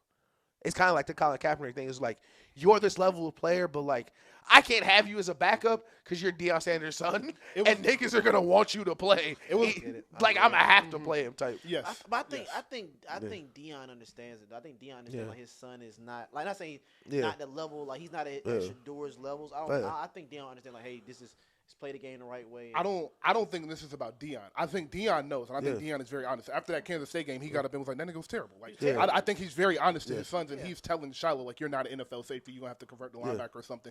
But I'm talking about from the NFL perspective, it was kind of like why Cam Newton had to retire instead of being a backup. It's that aspect of the media. The media is going to act so much about it. The teams aren't going to want to deal with it. Not Prime. I get what you're saying. I get That's a fact. I got you. All right. Hey, for TikTok, 2 minutes on Bill Belichick so I can post it tomorrow. Yeah, listen. This is we might need to do like the meme side by side. It was like I went to my op's funeral. Like to make sure it's over. Because listen, I fought that good fight for years, telling y'all, listen, Tom Brady is doing this. Like, it is not Bill Belichick. Like, people told me for a decade, yo, give System anybody. player, that system. Yeah, he's a system player. Give anybody Bill Belichick, they'll win 6 rings.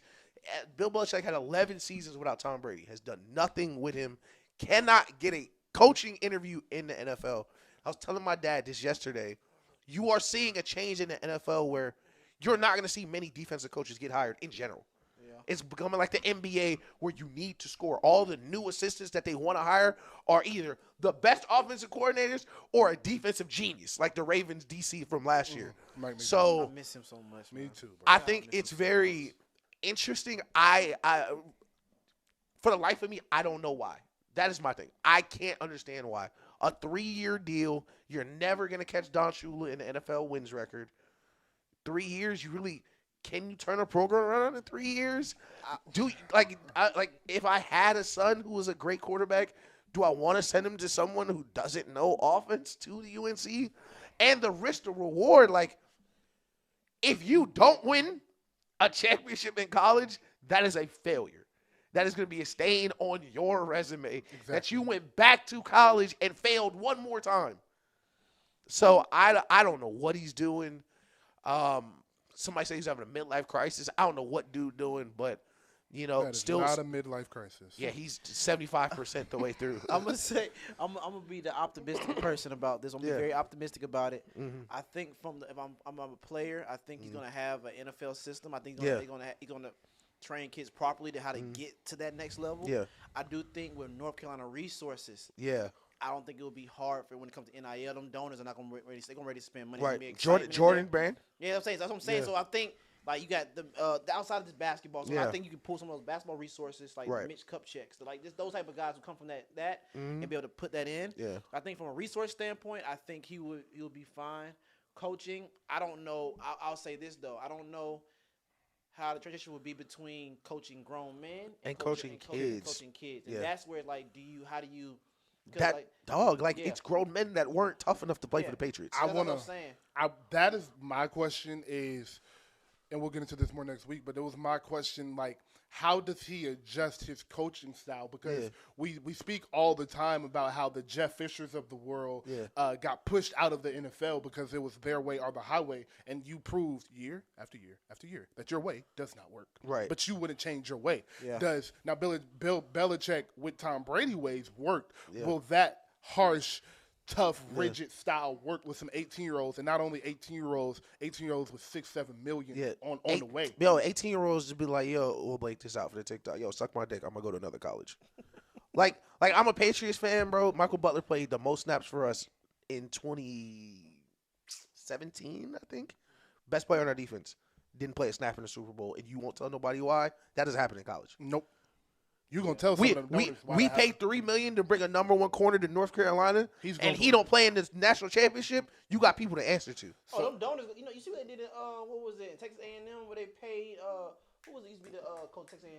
Oh, the black guy. I know you're talking about. No, it was Jimbo Fisher. Where they Jimbo, yeah. Donors went and got $65 million. Here you go. You can go about the business. Yeah, we'll get you out. Don't even trip. Don't worry about it. And listen, Brian Kelly will know very shortly. It's no buyout not high enough. It's no buyout we can't reach if it's a problem. You playing with that college money ain't no different. Bro, and that's the thing. Them niggas won't let Georgia change their uniforms. Niggas be like, why can't Georgia wear their black jersey? Because them donors won't let them. Yeah. That's why. Bro, that shit is no joke. Listen, Ryan Day's one of the best college coaches ever. People hate him. He can't beat Michigan. He lose one game a year. People hate him. I can't stand that nigga. Them donors don't play, bro. They if he don't win the national championship this year, he getting fired. It don't matter what happened. They lost one game. If he don't win the national championship this year, because he lost to Michigan, he's getting fired. Yeah. That's how crazy them donors are. And I just don't know, especially in this recruiting environment, Bill Belichick's not a young guy. Nope. Yeah. You got to really recruit in football. But I will say, you got to hire somebody who know how to recruit. Yeah. I will say Prime did all of this from Colorado. They said Prime hasn't done one house visit. Deion's a different type of But the thing is, Deion approach was different too.